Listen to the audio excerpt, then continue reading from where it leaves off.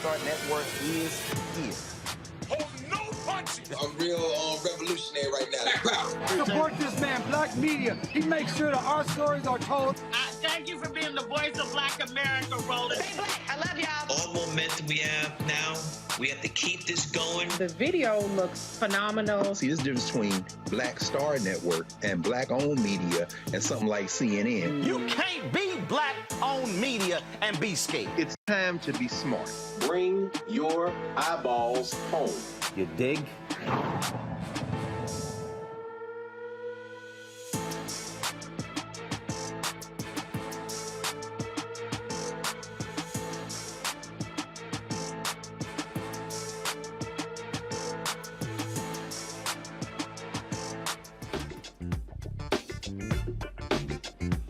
Today is Monday, September 19, 2022. Coming up on Roland Martin Unfiltered, streaming live on the Black Star Network. Republicans across the country are issuing last-minute challenges to the eligibility of tens of thousands of mostly Democratic voters in key states like Georgia. Organizers hope National Voter Registration Day will encourage voters to check their status and get registered and get unregistered folks to the polls. Wisconsin's Lieutenant Governor Mandela Barnes wants to be the next United States Senator from that state. He and I talked today about his fight against incumbent Senator Ron Johnson, and we talked about what Democrats need to do to reach Black men. The Kansas City, Missouri Police Department is under a Department of Justice investigation in its employment practices and how it deals with racial discrimination. They've been calling for that for quite some time. Now they got it. All right, folks, get this. A Black teenager in a Louisiana beauty pageant wears her hair natural, an afro. A white judge writes on her score sheet that she needs to finish her hair. We have the contestant and her parents on today's show. Plus, diversity educator Jane Elliott is back to discuss why white people are so upset about the Little Mermaid being Black. In tonight's Spit, Live, Win segment, how your health and your vote coincide. And some HBCU folks got a problem because a Black woman at the University of South Carolina started a dance team. They say she's appropriating Blackness. Oh, so y'all want to have an HBCU versus PWI discussion? Y'all sure y'all want this smoke? Because I'm going to give it to you. It's time to bring the funk on Roland Martin Unfiltered on the Black Star Network. Let's go. Whatever the miss, he's on it. Whatever it is, he's got the scoop, the fact, the find. And when it breaks, he's right on time and it's rolling. Best believe he's knowing. Putting it down from sports to news to politics. With entertainment just for kicks, he's rolling. It's on go, roll, y'all. It's Roland Martin, yeah. Rolling with Roland now.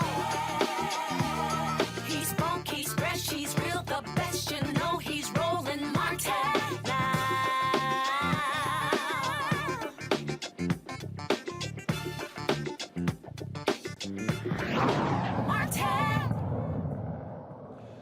We are less than 50 days from the midterm elections, and Republicans across the nation are doing their best to suppress the vote. In Georgia, more than 65,000 voter registrations have been challenged in several counties. Challenges in Iowa, Michigan, Florida, and Texas prompted the Brennan Center for Justice at New York University and the Campaign Legal Center to warn Georgia officials that canceling any voter registrations this close to the November midterms would be illegal. Tomorrow is National Voter Registration Day. Folks, of course, Hallie, the president of Sisters Lead is joining me from D.C. to discuss how you can ensure your vote gets counted. This is the thing that we keep seeing over and over and over again, and it happens repeatedly. Okay? All the time. They know the margins. They know what happens. They know full well that 5, 10, 15,000 votes can make a difference, and that is their game plan. They have been doing this, specifically targeting Black people, for a very long time. Absolutely. It's not a new playbook. It's not a new strategy. It's an old strategy. It's one that we know well. And I think what that says is that we also know how to combat it. We've been successful in doing so in other cycles, and we have to continue to double down on that. What I can say that they didn't report about is the vast number of people who are now educated and informed and ready to help protect the vote. We are seeing more voter protection efforts, and particularly in states like Georgia, than we have seen in our lifetime. I was meeting with one group in particular, and they said they're aiming to recruit more than 1,000 people that will be trained and ready to assist with protecting the vote. And that's just one organization. We have many in Georgia. The infrastructure in Georgia is strong. I'm glad to say that much of that infrastructure is led by Black women, and we recognize that voter protection is not just an optional tactic anymore. It is a requirement. We are doubling down on it, and I vary to say that as much as we spend on registering people to vote, we have to spend an equal, if not greater, amount on protecting that vote. Well, and the thing that I have said for a very long time, don't trust these people. Hey, No. There's nothing that keeps you from registering every single year. I mean, I do it in Texas, so it's like, oh, you want to play those games? Gotcha. I'm going to fill out every single year, turn it in. There you go. Absolutely. Absolutely. I mean, we just have to be smart. We can't let the shenanigans stop us. Listen, there's a reason why they're coming for our vote. What they've recognized is that our vote is powerful. We proved that in 2020 when we had the largest number of people voting in our history. Again, in Georgia specifically in 2021 and the 2021 runoff, we proved it again. People came back out at a special election in unprecedented terms. And they're trying to restrict the way that the vote happens as well as the number of people that vote. And we just cannot fall for it, period. Now, obviously, the Supreme Court has made this a lot easier by gutting Section 4 of the Voting Rights Act. And so, what legal grounds are there to challenge these efforts? Well, you laid out one, and the Brennan Center seems to be on top of this, and that is the rules that we have to hold people accountable to. So we know we are now 50 days out from the election. So really, at this point, these vote purges should be off the table, period. We shouldn't even be having this kind of conversation at this point. And so really holding people accountable to the laws as they exist is going to be critical. I think just as importantly, we've got to continue to arm people with the right level of information about what is allowable and what their voting rights really are. This is the way, you want to stop misinformation of a people, make sure they have the correct information. This is a big part of what we're doing at Sisters Lead, Sisters Vote, and as part of the Black Women's Leadership Collective, is making sure that people are not only registered to vote, they're checking their status, but and just as importantly, I should say, that they have a plan to actually vote. Because that's changing too. It is certainly today about the vote purges as we go into National Voter Registration Day tomorrow to help highlight and think about the registration. But we got more stuff to do once we get registered because they're coming for that as well. All right then. Hallie, we surely appreciate it. Thanks so much. Keep up the good work. Thank you. Thank you. Bring my panel right now to Dr. Amakongo Davinga, professorial lecturer, School of International Service, American University. Renita Shannon, she is the Georgia State Representative. A. Scott Bolden, the former chair of National Bar Association Political Action Committee, a lawyer in D.C. Representative Shannon, again, Georgia, one of those states we've been looking at. I mean, this is the Republican playbook. And this is actual policy of the Republican Party across the country. They want to try to cancel as many votes because they know if you shrink the electorate, they got a better chance at winning. When you expand the electorate, they lose. That's absolutely right. And I've been on the front lines fighting much of this. Bills like this came through my committee in governmental affairs, which I serve on in the House. And to your point, they are changing their playbook to do what they can to suppress people's votes. So first it was allowing governmental agencies to target certain voters and challenge voter registrations to kick folks off the rolls. And that's what led to a gap big enough that Brian Kemp was able to seat himself as governor in 2018, there was a difference of 57,000 votes between he and Stacey Abrams.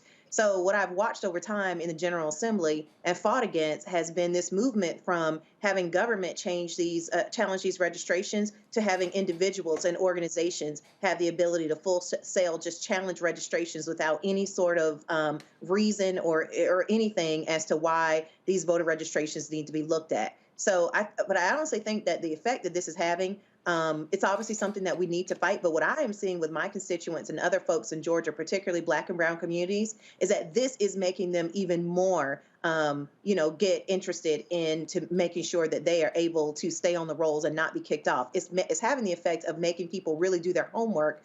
They shouldn't have to, but it is just making voters really angry, and they are now even more determined to vote. And we are seeing that people are keeping up with what is going on. Again, they shouldn't have to, and we must stop all of this, but it's having the opposite effect. It's almost like they have awakened a sleeping giant.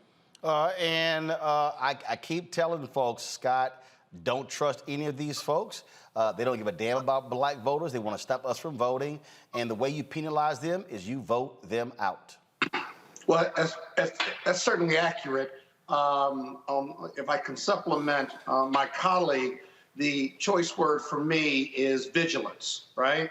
That sleeping giant eventually is going to get real smart, that they know they have to be vigilant. They may have fooled us once, but you won't fool us a second time. We're going to make up those 57,000 votes, but we have to be vigilant, not only with the community and then making sure that they're on the voter rolls early and often, but our judicial or our legal organizations that have challenged these laws all around the country and these last-minute purging in federal court with some great success in the prior election, as you know well, Roland. And so those organizations have to be vigilant.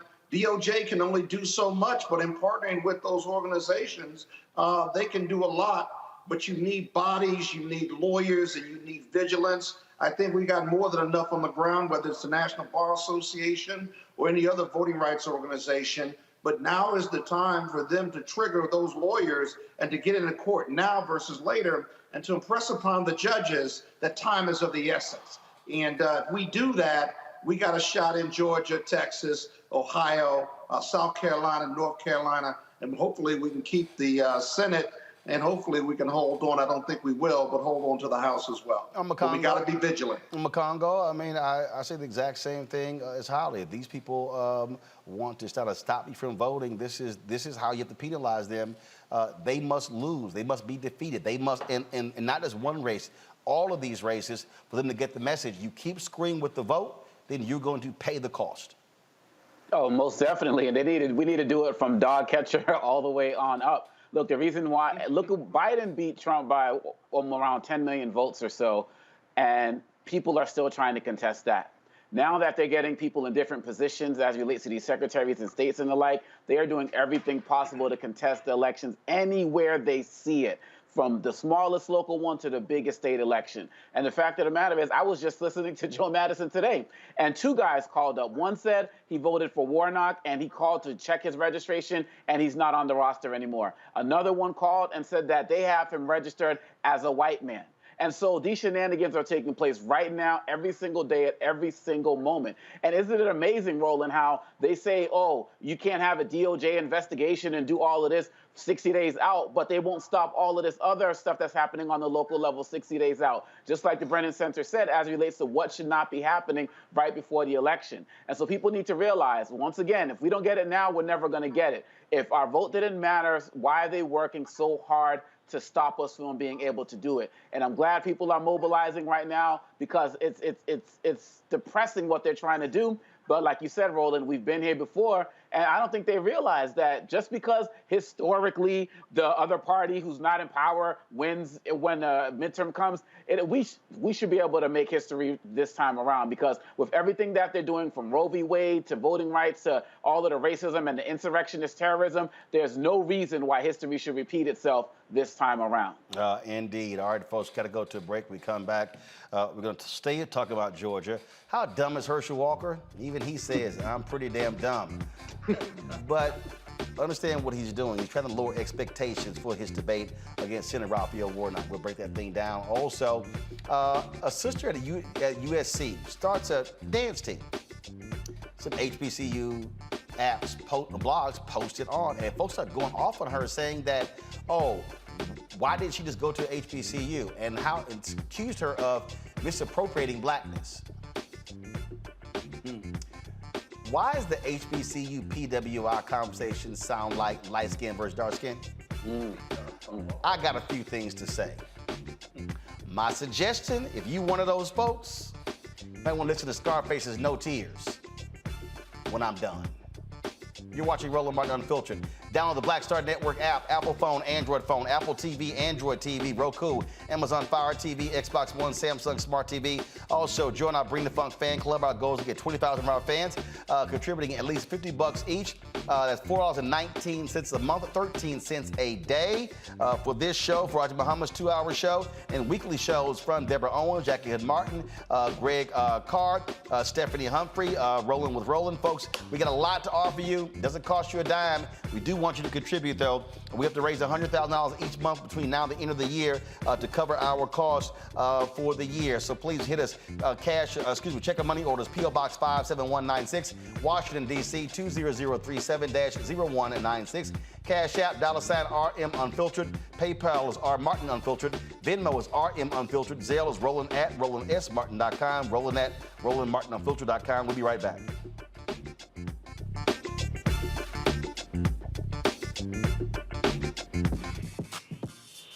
When we invest in ourselves, our glow, our vision, our vibe, we all shine. Together, we are black beyond measure. Hatred on the streets, a horrific scene, a white nationalist rally that descended into deadly violence. White people are losing their damn minds. As an angry pro-Trump mob storms the U.S. Capitol, we've seen shooting. We're about to see the rise of what I call white minority resistance. We have seen white folks in this country who simply cannot tolerate black folks voting. I think what we're seeing is the inevitable result of violent denial. This is part of American history. Every time that people of color have made progress, whether real or symbolic, there has been what Carol Anderson at Emory University calls white rage as a backlash. This is the rise of the Proud Boys and the Boogaloo Boys. America, there's going to be more of this. Here's all the Proud Boys, guys. This country is getting increasingly racist in its behaviors and its attitudes because of the fear of white people. The fear that they're taking our jobs, they're taking our resources, they're taking our women. This is white fear.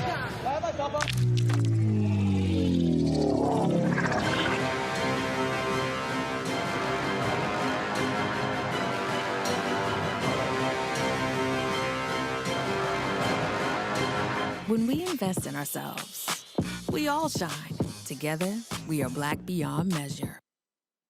Carl Payne pretended to be Roland Martin. Holla! You are watching Roland Martin, and I'm on his show today, and it's, what, huh? You should have some cue cards. Hey, what's up, y'all? It's your boy, Jacob Lattimore, and you're now watching Roland Martin right now.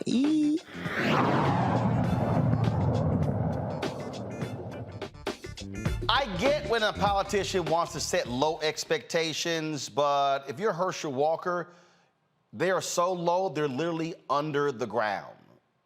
This is what he had to say when talking about his expectations for his debate on October 14th in Savannah, Georgia, against Senator Raphael Warnock.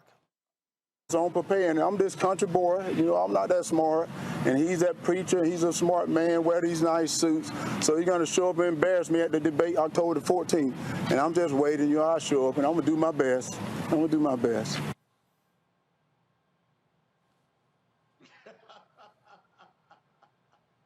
Okay, y'all, that was, trust me, that was not an SNL skit.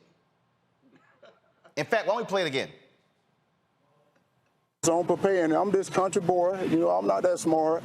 And he's that preacher, he's a smart man, wear these nice suits. So he's gonna show up and embarrass me at the debate October the 14th. And I'm just waiting, I'll show up and I'm gonna do my best. I'm gonna do my best.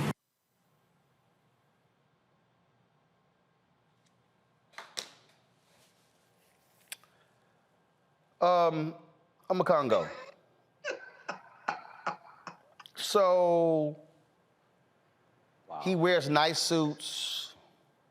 He's a preacher. Isn't this the same Herschel Walker who lied, who said he finished first in his class? But now I'm a country boy. I'm not too smart. I think he's also the same guy who said something about working for the FBI in some way, shape, or form.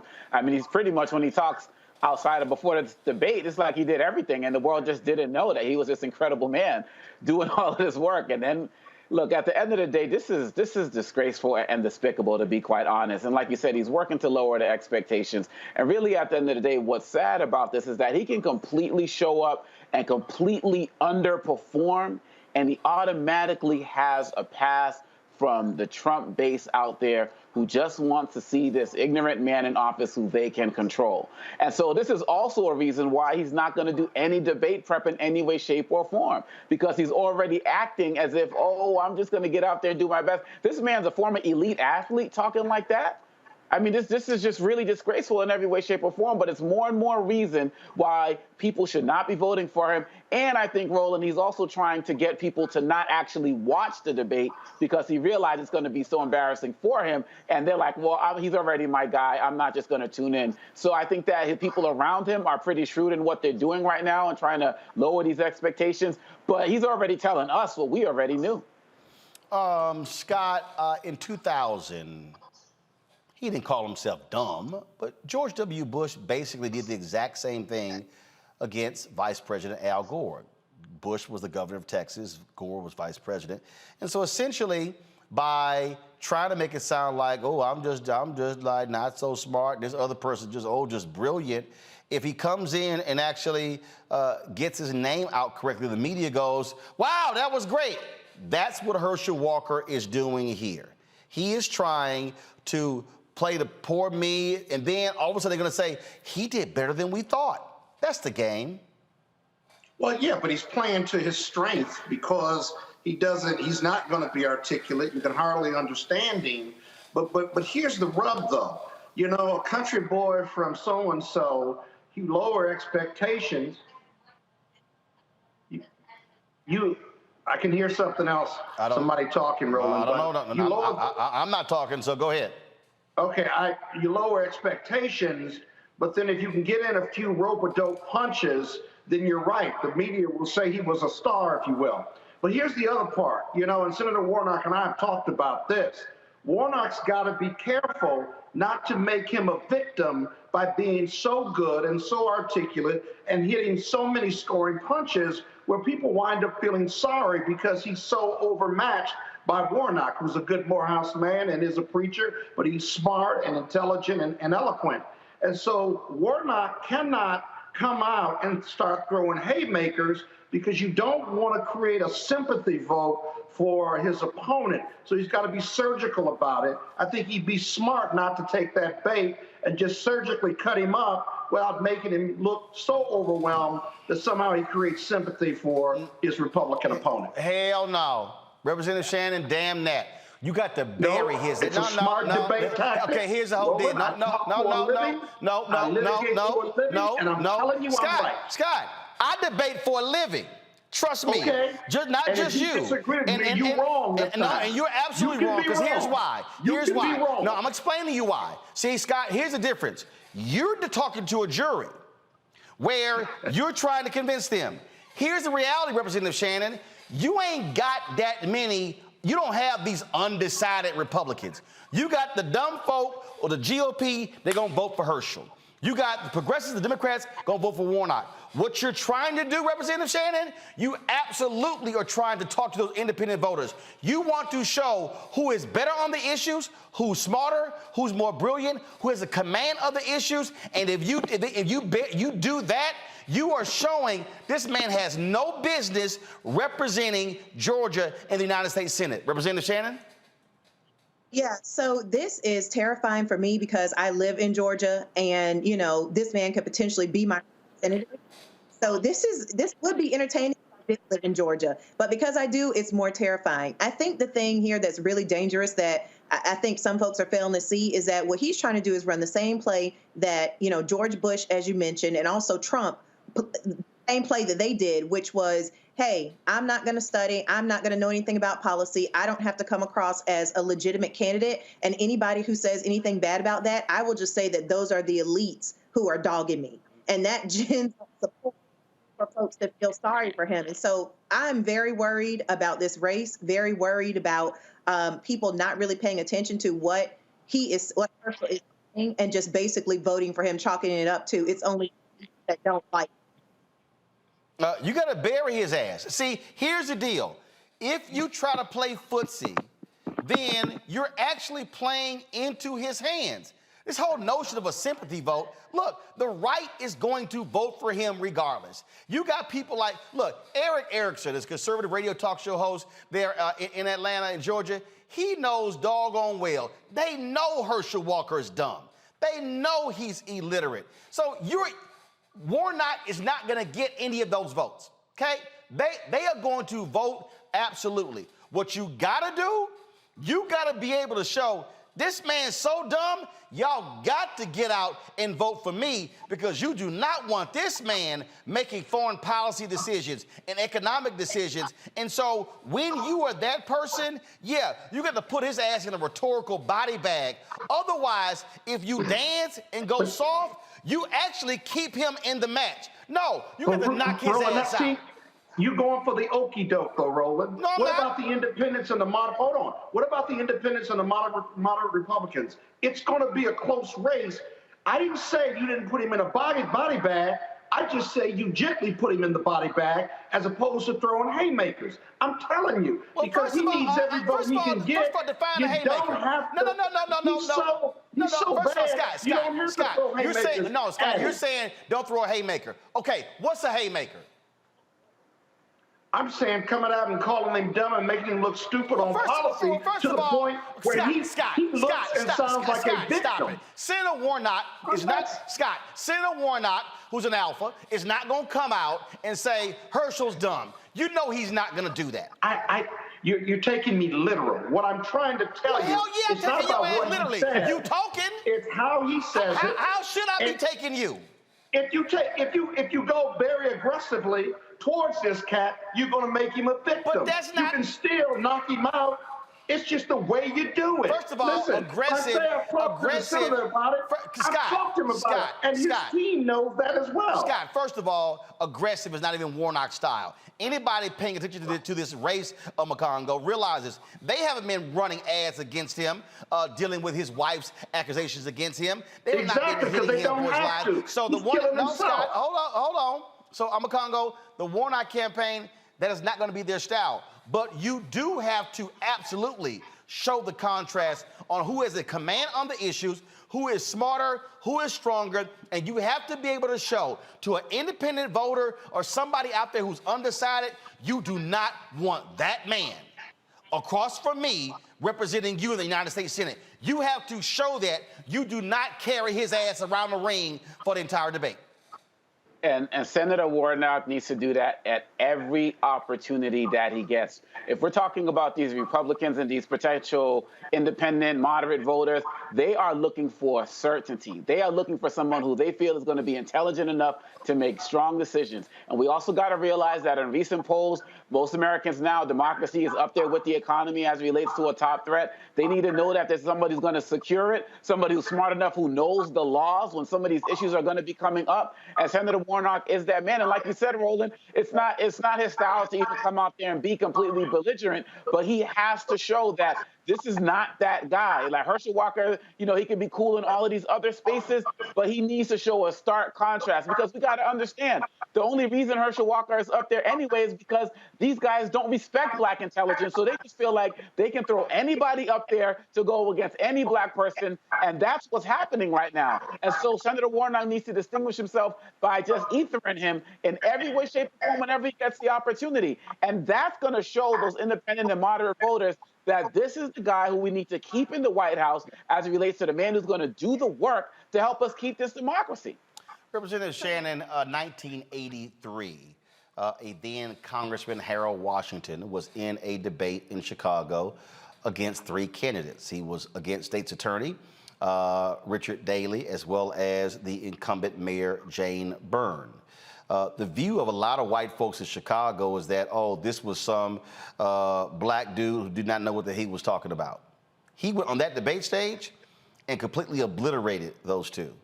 All of a sudden, white voters went, damn, that dude's smart. That dude's brilliant. She showed the command of the issues.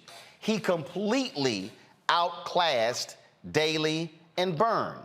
He showed who was the better candidate. There's a reason he beat both in the Democratic primary. What I am saying is if you are Senator Raphael Warnock, you walk on that stage, you don't carry that guy around, you know he's gonna say something dumb, and what you simply say is not true. Here's Herschel again, simply not true. What he just said, false. You have to show the contrast, because if you lower yourself, you're actually making him look better. No, you have to say, I am head and shoulders above this fool. Representative Shannon, go ahead.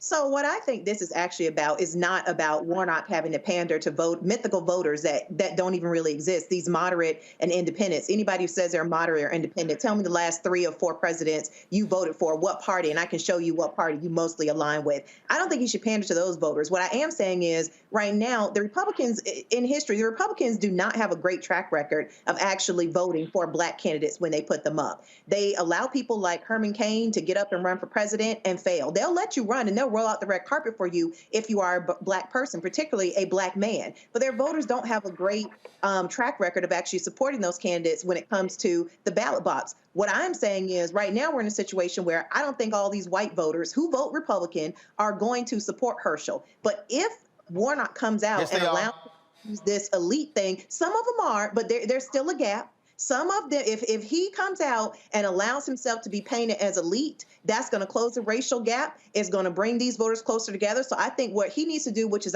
what I've said all along, is stay away from, let everyone judge whether or not Herschel is smart, but get him on policy. And like you mentioned, Roland, he needs to point out when Herschel is saying policy that's incorrect and not true. And he also needs to show that he is the person who actually knows the job and has been doing the job. And I think you can do that without adding to some sort of solidarity of hate the elites against all of us, because that's what it is. Here's the whole deal, Scott. At the end of the day, is here.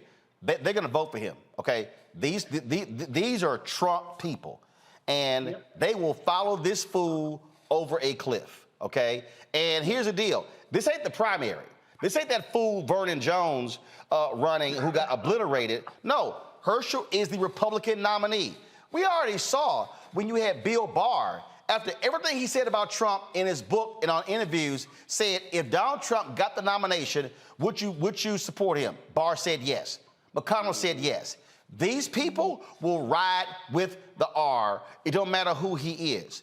What I'm suggesting here is if you are Warnock, I got to bring my A game, because I also need to drive my people out by saying, y'all don't want that fool over there voting for y'all in the United States Senate. And I'm just saying, Herschel Walker's team, and I guarantee you, they have already advised him, they are trying, if they want to lower it so low that if he comes out and said, hi, my name is Herschel Walker, and I want to be your U.S. Senate, then the media can say, well, Herschel has said his name right, so he got through the debate. That's their desire. I'm telling you, that's exactly what happened in 2000 with Governor George W. Bush and Vice President Al Gore. The media fell for this BS, and Bush was horrible. They were like, well, guess what? George wasn't too bad. He got his name right. You know, Roland, I don't think we don't really disagree. I'm not saying that Warnock should carry him under any circumstances. I'm saying he should distinguish himself. So we're not that far off. All I was pointing out was there's certain risk, right? And if he's aggressive, and Warnock can be aggressive, but he's a smart guy. It's not a style to be belligerent. All I'm saying is, if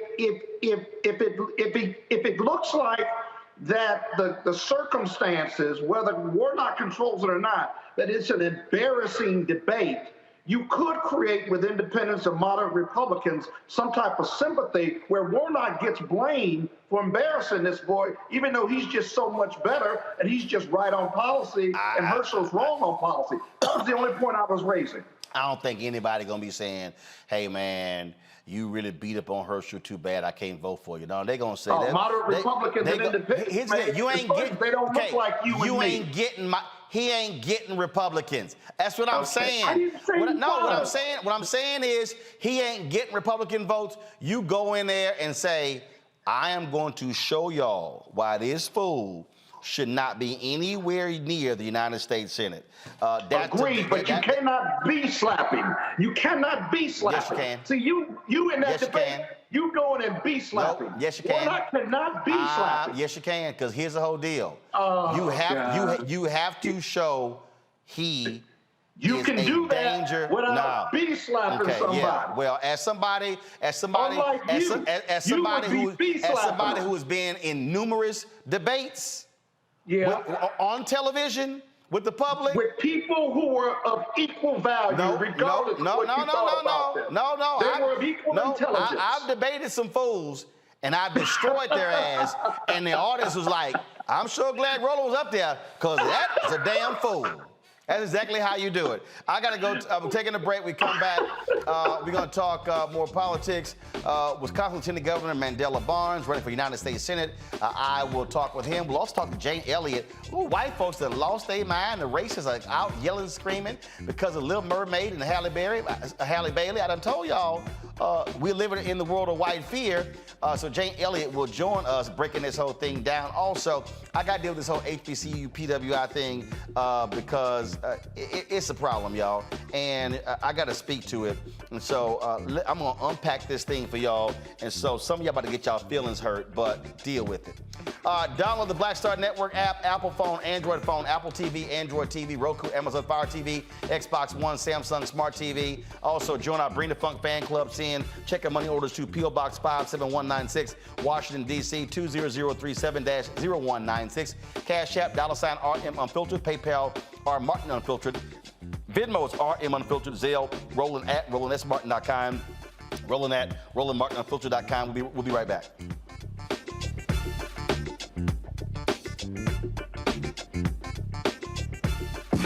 When we invest in ourselves, we're investing in what's next for all of us. Growing, creating, making moves that move us all forward. Together, we are Black beyond measure. On the next Get Wealthy with me, Deborah Owens, America's Wealth Coach, are you trying to figure out how to earn more revenue in your business during these volatile times? Learn how to tap into the largest marketplace in the world through government contracting. Our next guest, Akia Hardnett, will be sharing how you can get wealthy through government contracting. We've got a young lady, government assistance to government contracts. She literally was on government assistance when she came to us, and in less than a year, she has been winning multiple government contracts, and it has changed the trajectory of her family. That's right here, only on Black Star Network.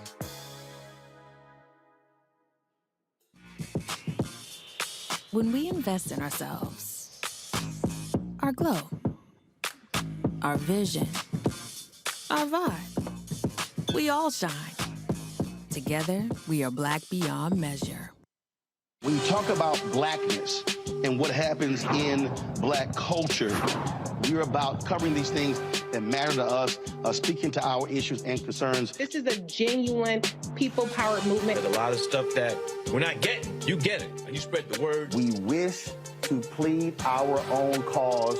Too long have others spoken for us. We cannot tell our own story if we can't pay for it. This is about covering us. Invest in Black-owned media. Your dollars matter. We don't have to keep asking them to cover our stuff. So please support us in what we do, folks. We want to hit 2,000 people, $50 this month, raise $100,000 We're behind 100,000, so we want to hit that. Y'all money makes this possible. Checks and money orders go to P.O. Box 57196, Washington, D.C. 20037-0196. The Cash App is $RM Unfiltered. PayPal is R Martin Unfiltered. Venmo is RM Unfiltered. Zelle is roland@rolandsmartin.com. My name is Charlie Wilson. Hi, I'm Sally Richardson Whitfield. And I'm Dodger Whitfield. Hey, everybody, this is your man, Fred Hammond, and you're watching Roland Martin, my man, Unfiltered.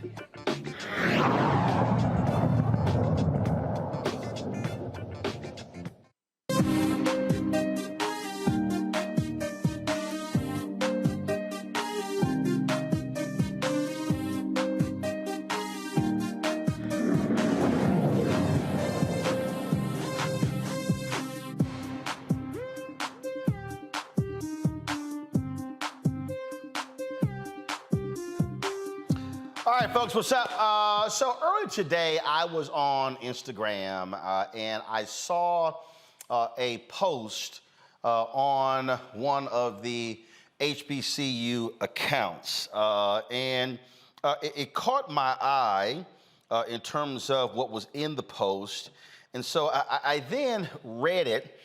And I saw the question that was posed. So here's the original post. So this was on Instagram.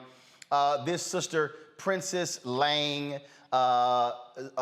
0. She goes, "Oh, nothing. I created a majorette team at a PWI and performed at our first game. Truly, though, I'm so blessed and can't thank God enough. Thank you to my parents and to everyone who supported me along this long journey. And my girls fire, the Cardinal Divas of SC are up next." So the folks at HBCU Pride Nation actually reposted this, and they said, "First, let us say we are proud that she took initiative to bring culture to a PWI by creating a majorette team. You did your thing. However, is it us or does this scream out, I wish I went to a HBCU? Let us know your thoughts."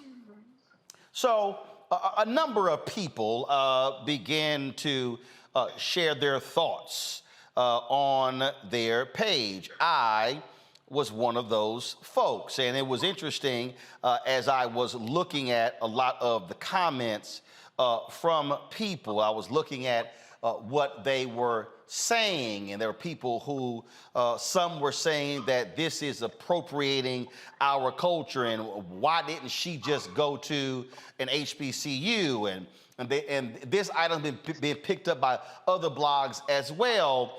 And so what it did is it sort of brought back again this whole thing back and forth that people always have when it comes to HBCUs or PWIs. Dr. Nola Haynes, you've seen her on the show. She's a national security expert.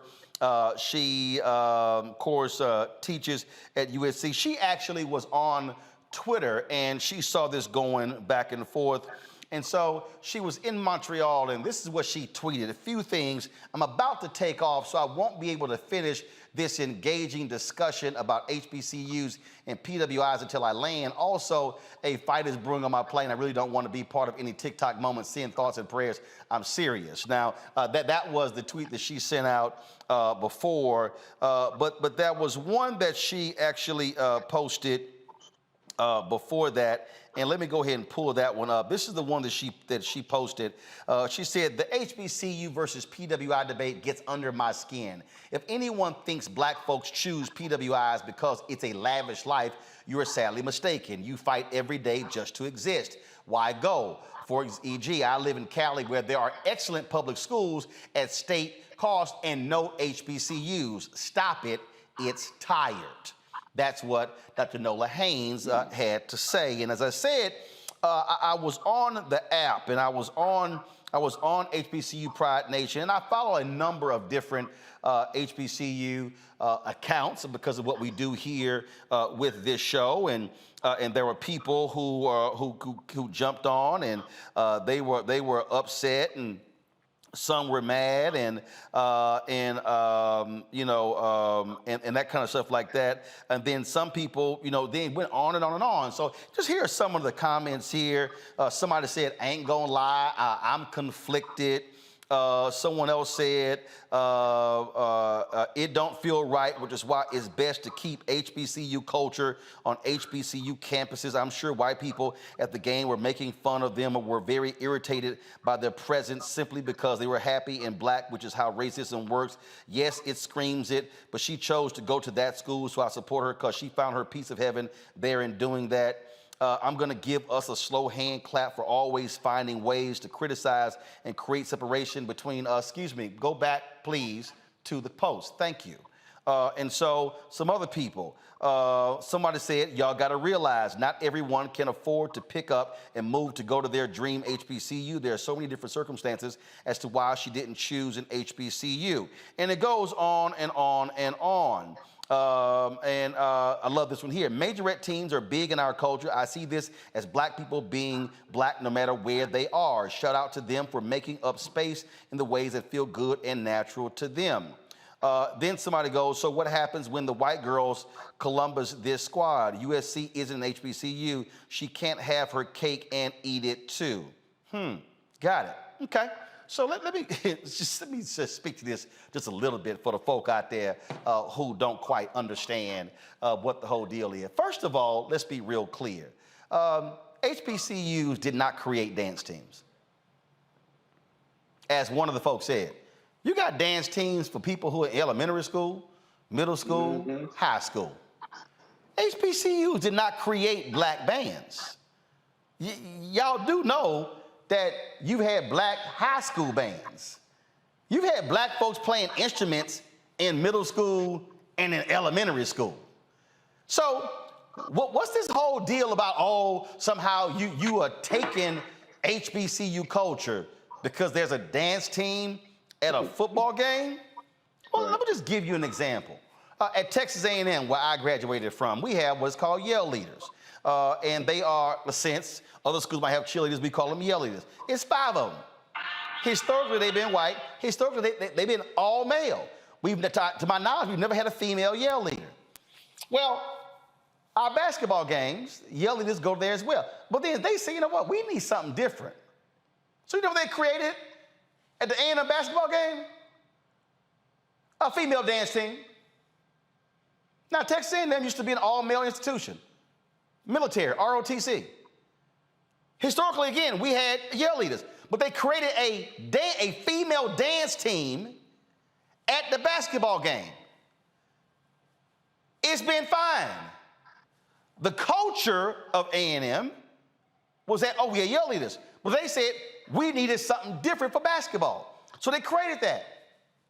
It's been fine. Now are we supposed to somehow say who owns the dance team? I don't know, we shouldn't do that. And see, what this also leads to, this back and forth that goes on. I don't know about you, you went to a PWI, you damn right I did. 3 years ago, we were on the Time Joyner cruise, and we were all seated around, and we were recording, and Tom said, "Hey, I bet you really regret not going to HBCU." I said, "Absolutely not." I said, "I enjoyed my 4 years at Texas A&M, and if I had to do it again, I'd do it again." See, let me be real clear with y'all. I grew up in a black family, in a black neighborhood, went to black churches, went to a black elementary school, a black middle school, and a black high school. If I didn't know I was black by the time I was 18, then I wouldn't have known. Now, I'm not saying folk go to HBCUs to find their blackness. What I am saying is that my blackness goes wherever the hell I go. So whether my high school was Jack Yates High School, right across the street is Texas Southern University. Right behind us is the University of Houston. Here's the reality. Both schools had School of Communications. I was the #1 student at my high school in School of Communications. Neither one recruited me. So my brother was a freshman at Texas A&M. I would be a freshman the following year. My sister followed me. So my parents were going to have 3 of us in college at the same time. So I could have easily applied to Northwestern, Syracuse, University of Missouri, top school of journalism. But I said, my parents can't afford that. So it was more economical for me, my brother, and my sister to all be at one college at the same time for my parents. That's why I went. So if somebody wants to question why you didn't, and I heard why you didn't go to HBCU, because I didn't. A&M gave me 10 grand. My brother had an academic scholarship. I did, so did my sister. My parents never made more than $50,000 combined in their whole life. So guess what? That was an economic decision. But let me also help all the folks out of HBCUs. There are around 230,000 students that attend HBCUs. Out of the 107 HBCUs, total, it's about 230,000. 15-20% of that, non-black. There are more than 1.5 million black students at PWIs. So you've got 7 times more black students at a PWI than you do at HBCU. And so black people, let's stop the bullshit, if you will, of sitting here questioning somebody's blackness and why you went to school. Because guess what?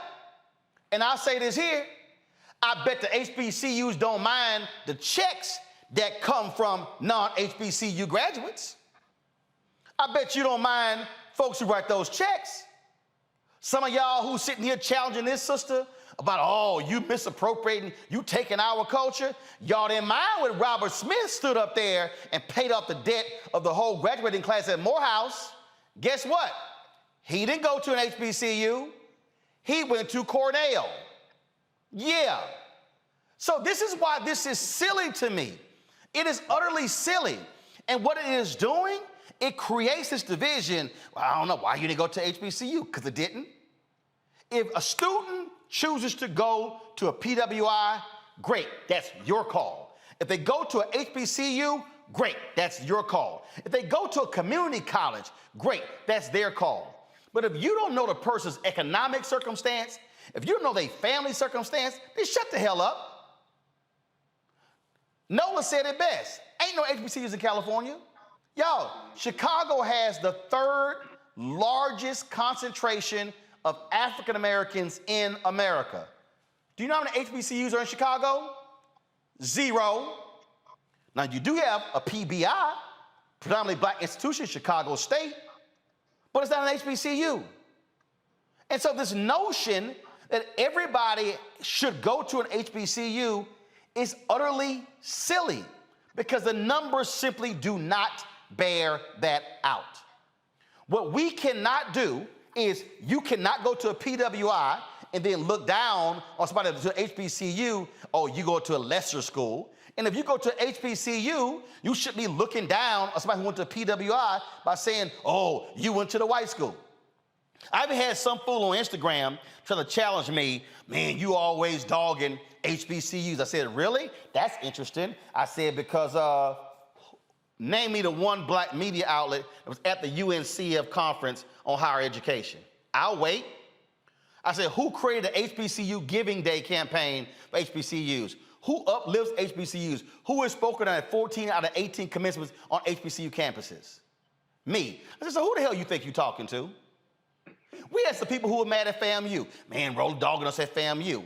And then my girl Cheryl Smith was a FAMU graduate. She was a newspaper in Texas. She had to remind him, she said, hell, he done more for HBCUs than you have, and you went to one. So a lot of people out there really should pipe down and shut the hell up. If this sister at the University of Southern California launched a dance team, more power to her. Great, wonderful. I love it.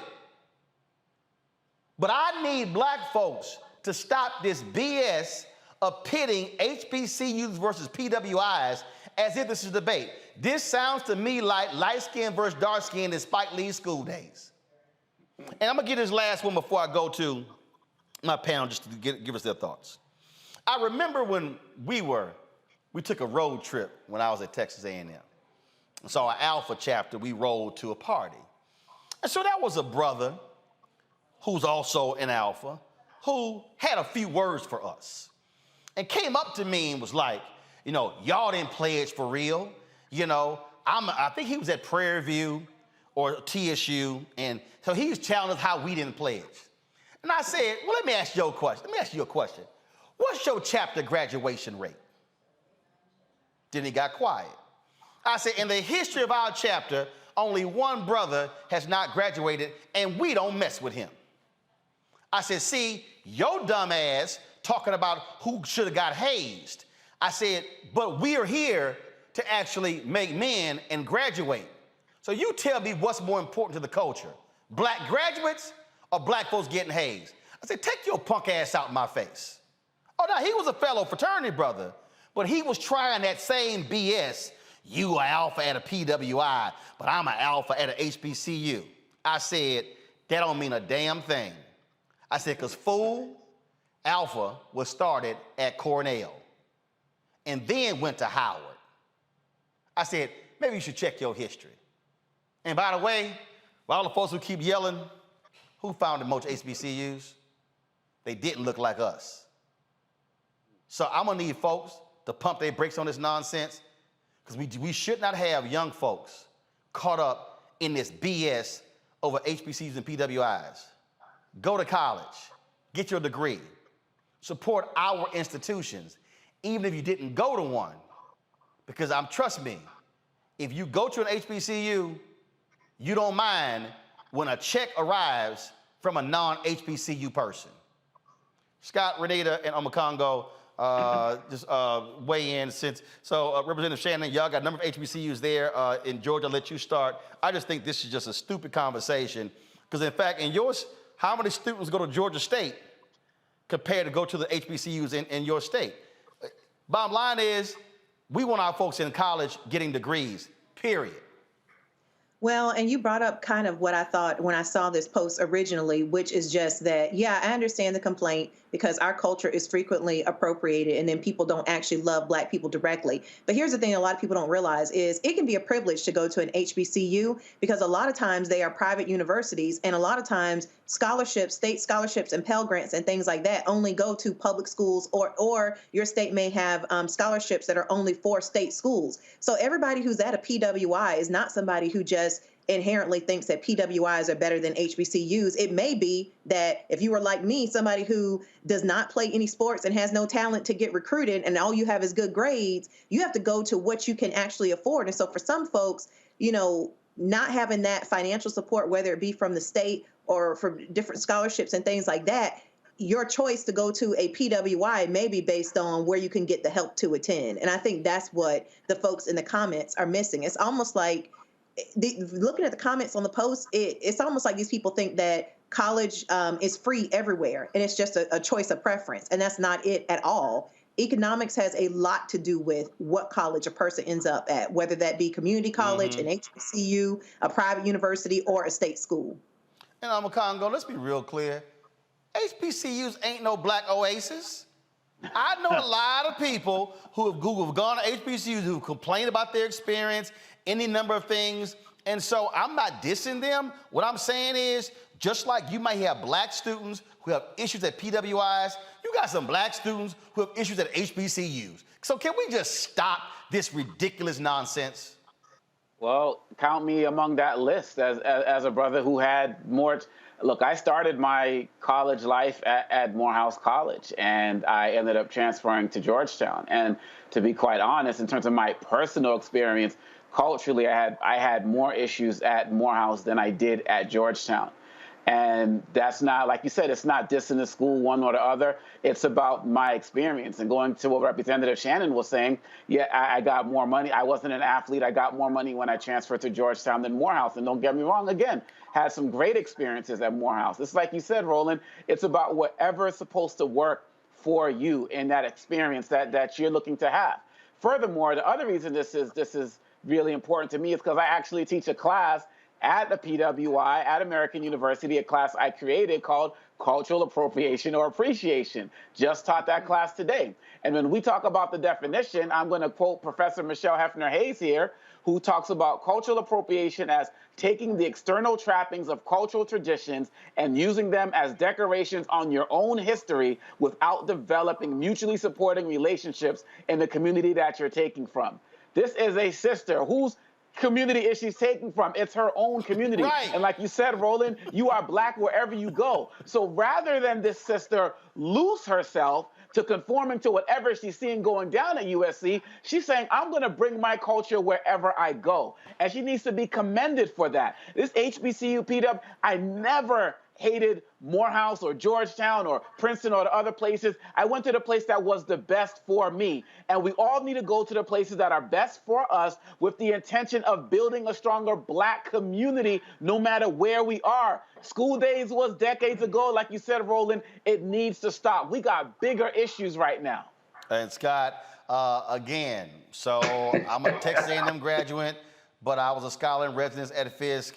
I have taken my show, spoken to at least 65 of the nation's 107 HBCUs. It's a stupid conversation. It really, really is. My sister had 4 kids. She has 4 kids. 2 went to PWIs, 2 went to HBCUs. They followed the money. One went to Prairie View, was going to transfer to A&M. He says, you know what, I'm going to go ahead and stay at Prairie View. That's his choice.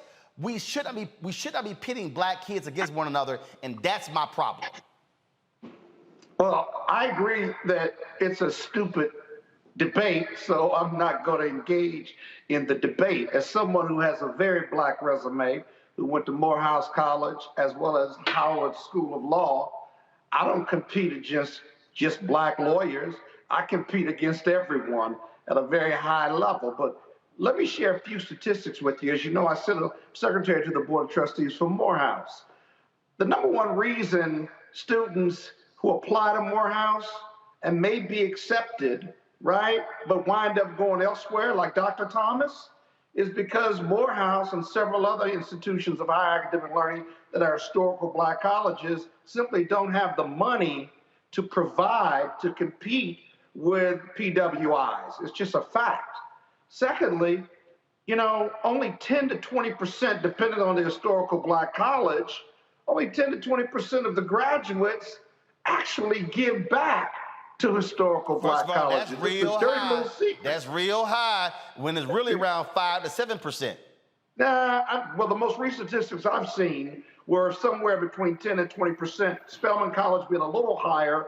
Morehouse, I can't remember, but it was 10 to 15, maybe 15 to 17%. But it fluctuates depending on which college you go to.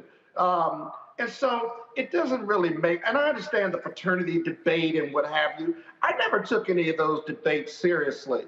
My 2 daughters both, their mom and dad were historical black college graduates. They both wound up, my daughter played basketball at UC San Diego, so she turned down Spelman, and her twin sister turned down Spelman and Hampton because she wanted to go to where she could get a music business degree. And so you're absolutely right about everybody has their choices. People can't afford a whole lot, and you may get more money, even if you're not an athlete, at a PWI. So it's really a dumb debate. Dr. Thomas got an offer to go to Morehouse years ago. He's the president of Morehouse now. Really wanted to go. But another PWI gave him more money, and we couldn't afford to get him. And this was 30, 40 years ago? And so for all the reasons you've said and my colleagues have said on the program, it's really a dumb debate. I mean, I guess if we were drinking and arguing about fraternities and sororities, we could talk a lot of trash to one another. But in the end, it lacks any substance or reality. It really does. And last point, there are a lot of HBCUs that are private, and frankly, they're costly. And some people choose to go to the state school because it's cheaper. One more other thing, real quick. You got 20 seconds.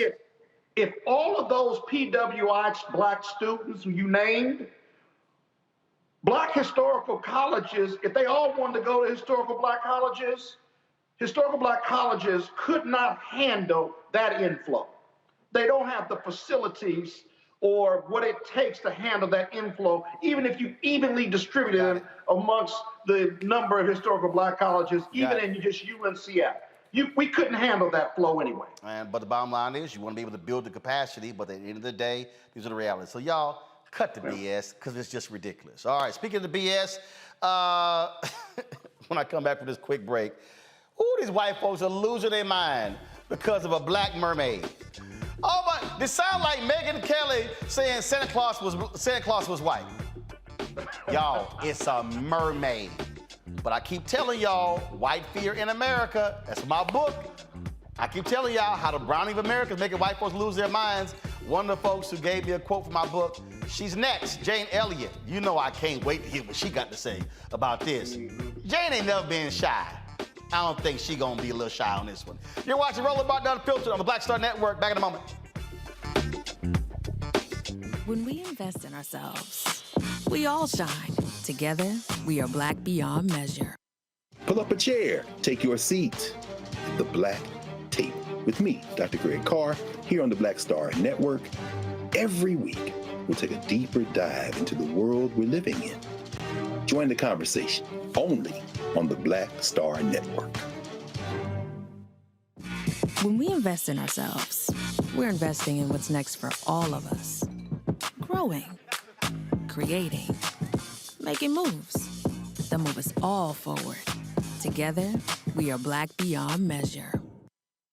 Hi, y'all doing? It's your favorite funny girl, Amanda Seals. Hi, I'm Anthony Brown from Anthony Brown and Group Therapy. What up, Lana Well, and you are watching Rolling Martin Unfiltered.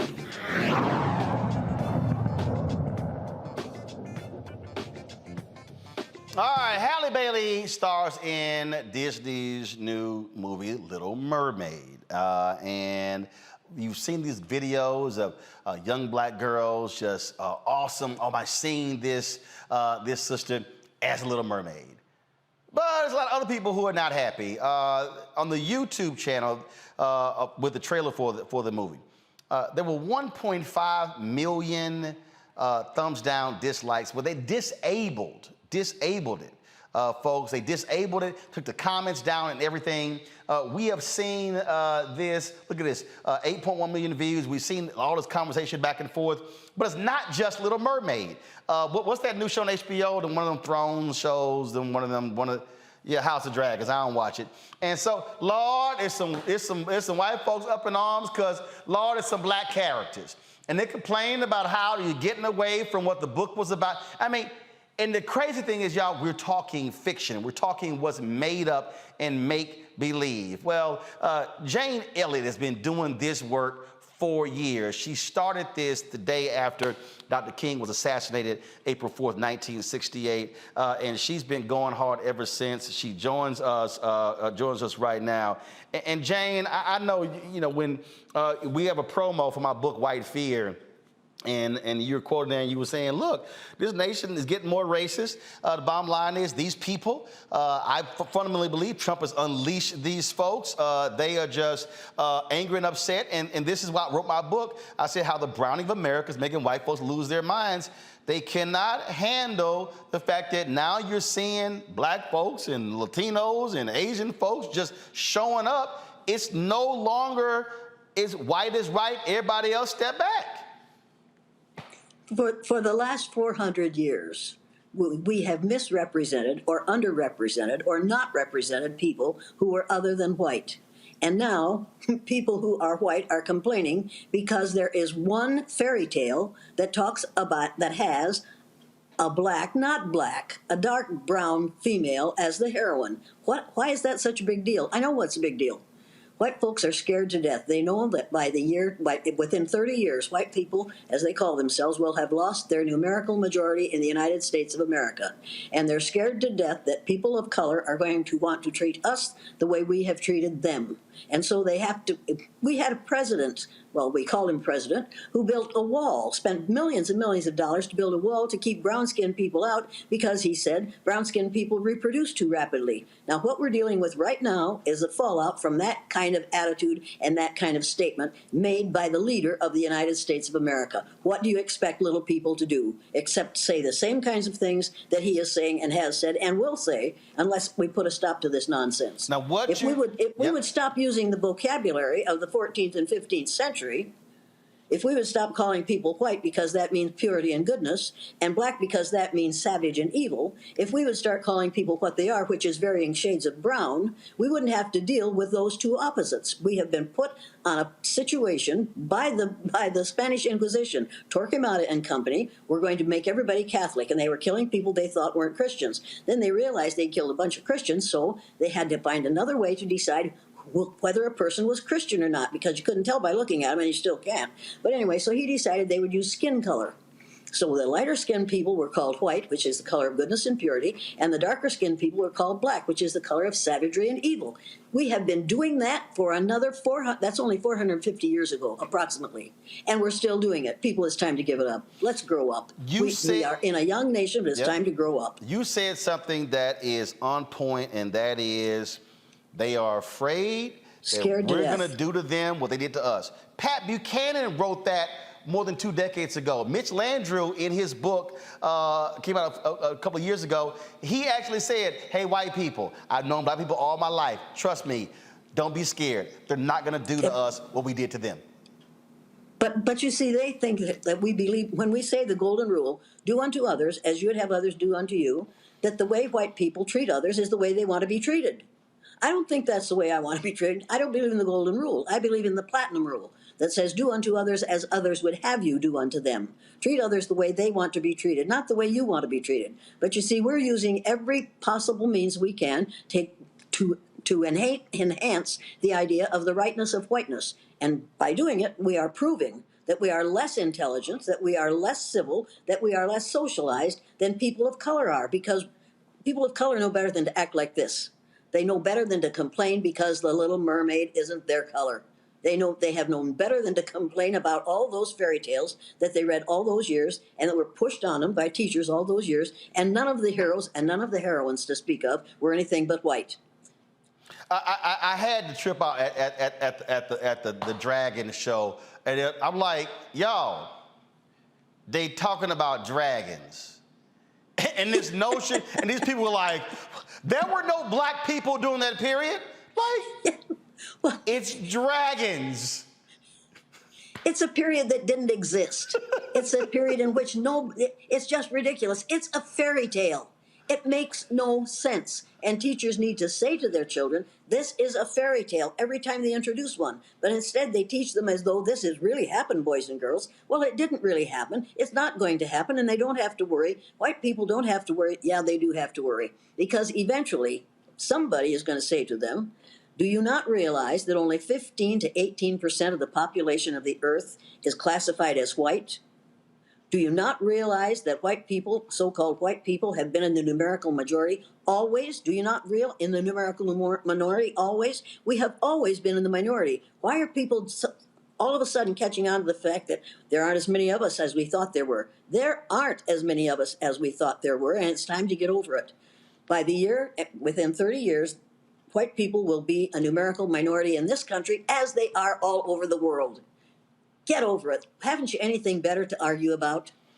There was if y'all could cue that Bernard Shaw comment up, I want to play it. I played this when he passed away because we were in Las Vegas in 2007, and he made a comment to the white men in media that I thought was on point.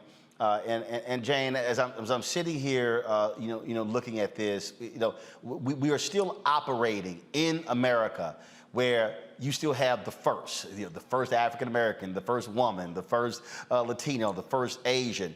And I was looking at Ron Brownstein's Twitter feed, and where you have these Republican folks who are polled, and they say that racism against white people is just as bad or even more so bad discrimination as it is against black people. And you have the folks like Donald Trump and Turning Point USA and all these people and this conservative media machine that's driving this. And I keep telling people, Rupert Murdoch and Lachlan Murdoch, they know it's all BS, but they are feeding this fear of their white viewers, and they're driving in. They're saying, they're coming, they're coming. That's what all this crap is with the migrants and sending folks away. They're coming, they're coming, they're coming. When anybody who understands the demographic patterns of any country, you cannot have a future if you do not replace population. Now, the great replacement theory.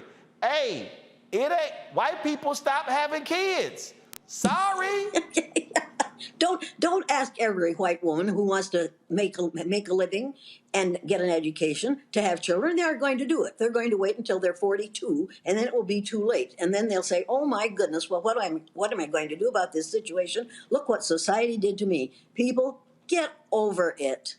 By the time these young people get ready to have children, they will realize that as the hole in the ozone layer gets larger and larger, more and more sunlight is allowed to enter our environment, and more people who have pale faces are going to die of melanoma, which is a skin cancer that you get if you don't have enough melanin in your skin. Let me tell you, people of color are going to be very much in demand for reproduction in the future. And mark my words, you're laughing now, but you wait 20 years. You won't even have to wait 20 years, because they're going to see that if they want their children, their grandchildren, and their great-grandchildren to survive, they're going to have some melanin in their skin. That's the way it's going to be. This is going to take care of itself. And all the silly stuff that you've got going on about the Little Mermaid today is going to fade into the past, and we're all going to just laugh ourselves silly over it. That anybody would get upset about this is totally ridiculous. And it proves the ignorance. It proves the self-imposed ignorance of the so-called white population of the United States of America. And we've got to start, that's another thing, we've got to stop calling this country America and start calling it the United States of America, because the word united is the most important part of that title, and we better start to use it, because we had 4 years of someone who tried to divide us. And this very kind of thing is what happens when you have somebody who is trying to divide people on the basis of the color of their skin.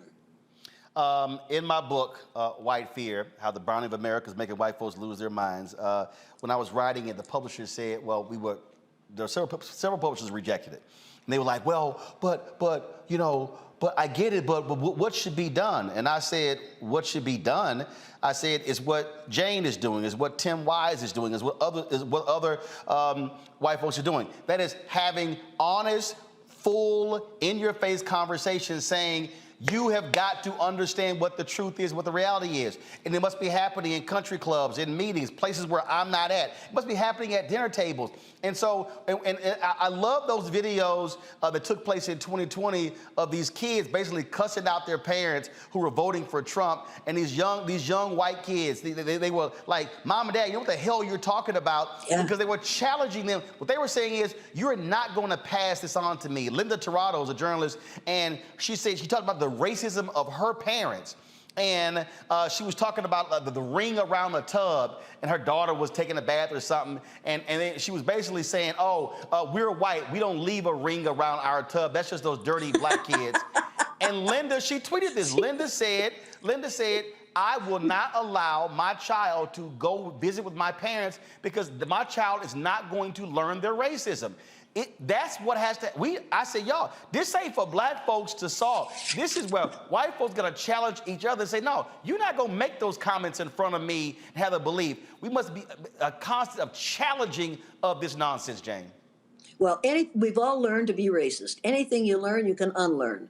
It's time to unlearn our racism. And it's also time to put not the thing that everybody is talking about now, CRT. For me, CRT means curriculum respecting truth. Now, who could argue with curriculum that respects the truth? When we start really telling the truth, it will change the way children feel about one another and the way teachers feel about the children who come to them as students. Panelists, let's see. I'm gonna start with the educator first. I'm a Congo. You get the first question for Jane Elliott. Wow, it's truly an honor to talk to you, Ms. Hallie, for all of just the work that you've done and inspiring so many of us who do this work in diversity education. I just really want to thank you. The question that I have for you is, could you speak a little bit to the reverse aspect of this? Because I hear people talking about a black person playing a Little Mermaid, but they've had nothing to say about the over 100 white characters throughout history, actors who have played non-white people like Othello and Genghis Khan and Cleopatra. Could you speak a little bit to that hypocrisy? That hypocrisy is what put us where we are today. We're absolutely determined as palefaces not to admit the truth and not to see the truth. And when you walk into a room, or as happened with me, I was giving a speech at a college at the university in Texas. In the middle of my remarks, some teacher stood up and said, "I just look for the person's heart." We deliberately teach people to ignore the largest organ on a person's body, inch by inch, which is their skin, in order to think we have to get along with them. This is so ridiculous that we are going to pretend that the Little Mermaid couldn't possibly have been anything but white. And first, it's a fairy tale, but the first modern human beings that evolved on this earth were not white. Whites came last, and we are going to go first. Make no mistake about this.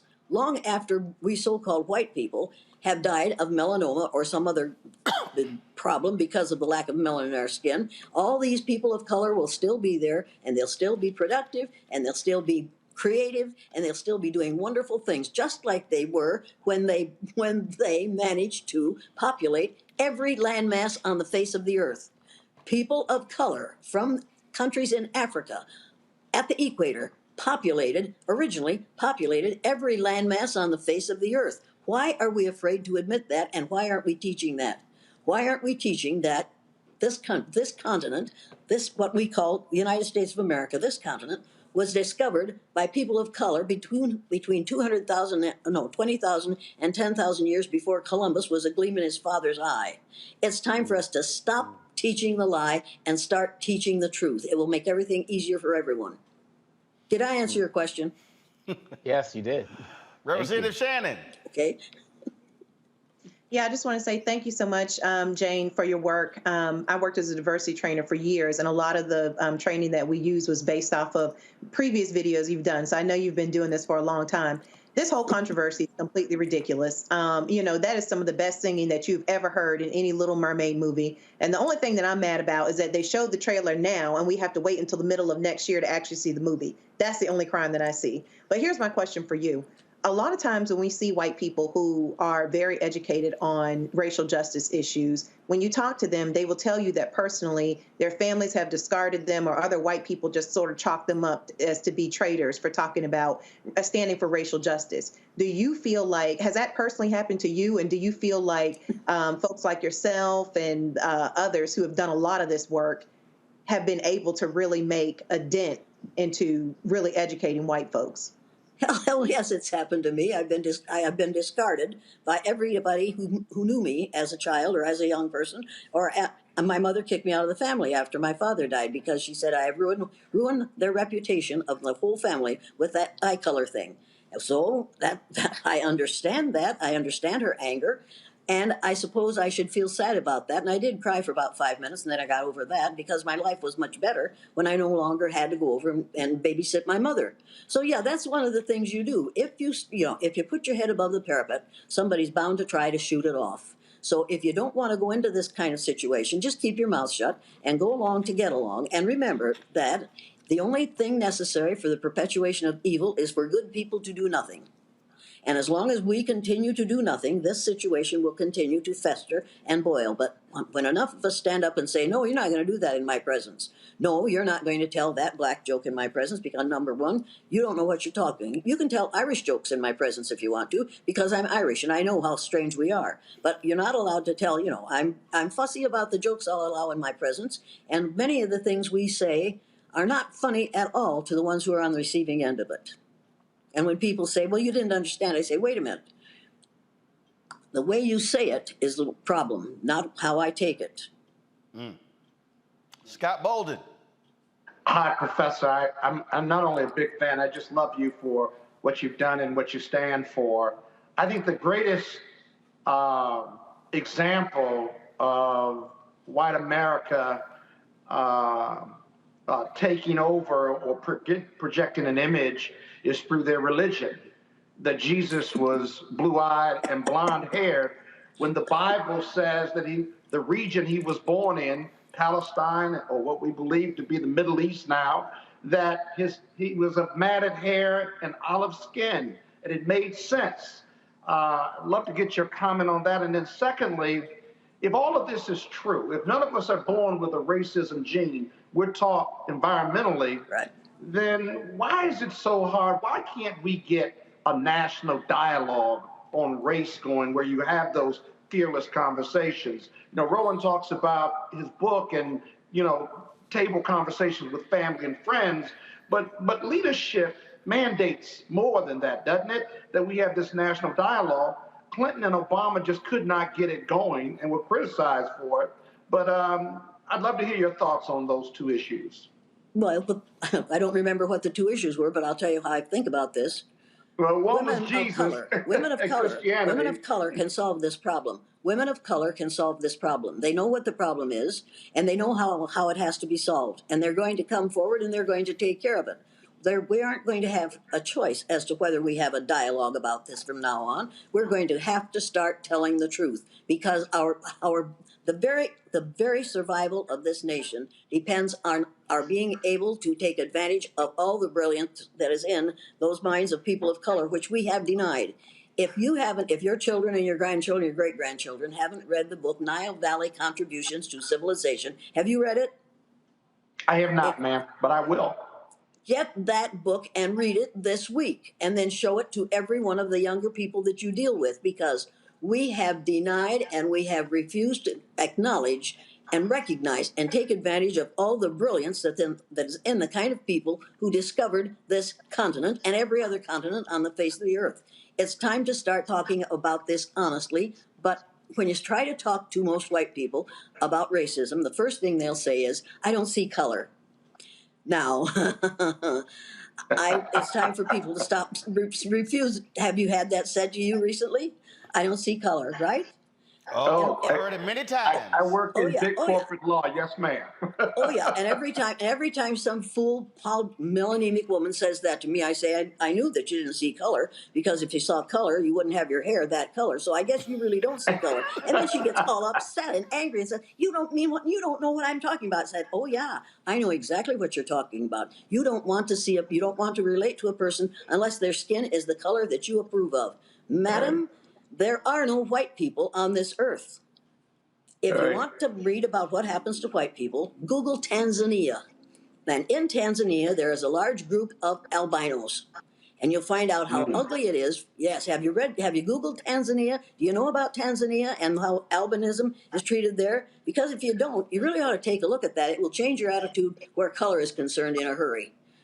People, we are all shades of brown. Get the National Geographic magazine for April of 2018 and read it. Everybody should do that, because it's a short, simple description of what's going on in this country, what color is, where it came from, and how very, very valuable melanin is. This was, I was in the room when this happened. Bernard Shaw got the Lifetime Achievement Award from the National Association of Black Journalists in 2007. And he said this, and this was one of the things where, I wish Bernie had said it when he was the chief anchor at CNN on the air to the world. Play it, folks, and then we'll talk to Jay on the flip side. Wake up. Wake up. Globally, you are an island speck in an ocean of color.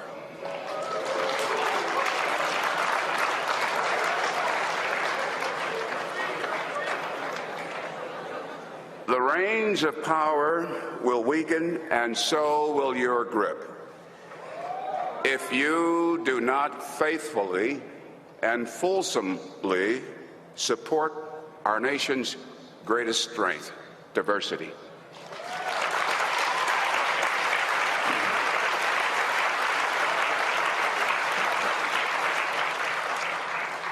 If you do not share, you will lose. Diversity. Diversity is not racial, ethnic, or gender encroachment. Diversity is our national survival. To you caught in the middle, stay vigilant. You must stay strong. You must carry on. If not you, who? To you, starting careers. Embrace risk. Mold change, making it work for you. Better to walk the plank. So, Jane, I wanted to, what he laid at, he was specifically talking to white men. And I remember the faces in the room, they were kind of like, oh my God, did he go there? That was 2007, 15 years ago when he said that. And when we look today, when we look at the numbers, we look at who still is in control. Yeah, there's been some change. Sure, a black woman is president of MSNBC. Sure, a black woman is president of ABC News. But the reality is, when we talk about who controls the images, newspapers and digital and movies and television, it is still white men. And that's why this battle continues. And what he said there, you got to stay vigilant and keep fighting. Thing that you've been doing, what I've done, what others have doing, because that's the only way it changes. We cannot give up. But what we're saying is white men. These are not white men. These are pale, stale males who will be boys all their lives until somebody teaches them the truth about who they are, what they are, and where we all came from. The first modern human being on this earth was undoubtedly a person of color, and we've got to get over the idea of more than one race. There's only one race on the face of the earth. Until we give up the idea of several different races, that's how long we're going to have this problem. These aren't racial problems. These are problems of ignorance. You can't change the color of your skin, but you can change the ignorance of your mind, and we could do that. And education could do that. Education should have done that by now, but instead we are still teaching the same old nonsense. It's time to start teaching the truth. The gentleman, the young man who's writing a book on you, called me and he interviewed me, and he said, Roland, are you surprised that there are not more Jane Elliott's? And I said, no, it's not surprising. I said, because it takes a level of courage to say what needs to be said. And I've said there should be 10,000, 100,000, 1 million Jane Elliott's and Tim Wises and others. I said, because that is what it's going to take. I said, because you have to confront it head on. That eye test, again, when people play, they play those videos, they still go around when you said, how many of y'all in this room would trade places with a black person? And nobody says anything because they know. What did Chris Rock say? Ain't a white man in America want to trade places with me and I'm rich. Because they know what that history has been. But you see, there's more than 10,000 Jane Elliott's. There are a whole lot more black women than that. And every woman of color has forgotten more since breakfast than I will ever learn about racism. They have the answer because they know the problem. They know how it feels to be right on the receiving end of it, and they do not want to cause that feeling in anyone else.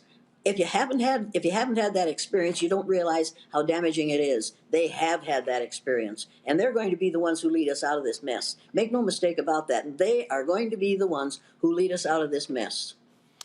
Jane, it's always a pleasure. I appreciate you speaking truth. Thank you for always taking our call. I tell people all the time, one of the flat out best panels I ever did was you and I hanging at University of Michigan. We could have went on and on and on. I felt sorry for the moderator because she was trying to ask questions. I'm like, just let us do what we do. We'll listen to you later. We have more to talk about than you. Indeed. Jane, you take care. We appreciate it. Thank you. Well, thank you for calling. Goodbye now. All right, take care. All right, folks. Jane Elliott there. Fascinating conversation. All right, got to have one coming up next. Again, what we're dealing with, whiteness in America. Black sister, Pageant, trying to wear afro. And they're like, oh, your hair's not done. Yes, it is. It is. We'll talk with her and her parents next. Roland Martin Unfiltered on the Black Star Network. Download the app. Apple phone, Android phone, Apple TV, Android TV, Roku, Amazon Fire TV, Xbox, Samsung Smart TV. Also, please join our Bring the Funk fan club. Y'all, ain't no network having these conversations. Not ABC, not NBC, not CBS, not Fox, none of them. Your support matters in allowing us to do what we do. Checks and money orders go to P.O. Box 57196, Washington, D.C. 20037-0196. Cash App, $RM Unfiltered. PayPal is R Martin Unfiltered. Venmo is RM Unfiltered. Zelle, Roland at RolandSMartin.com. Roland at RolandMartinUnfiltered.com. We'll be right back.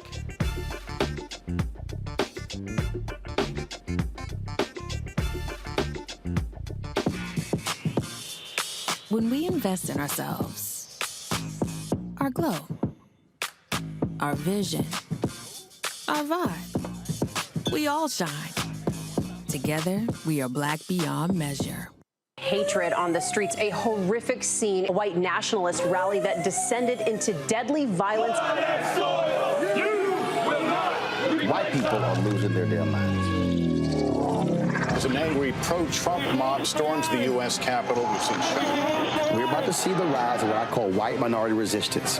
We have seen white folks in this country who simply cannot tolerate black folks voting. I think what we're seeing is the inevitable result of violent denial. This is part of American history. Every time that people of color have made progress, whether real or symbolic, there has been what Carol Anderson at Emory University calls white rage as a backlash. This is the rise of the Proud Boys and the Boogaloo Boys. America, there's going to be more of this. Here's all the Proud Boys, guys. This country is getting increasingly racist in its behaviors and its attitudes because of the fear of white people. The fear that they're taking our jobs, they're taking our resources, they're taking our women. This is white fear.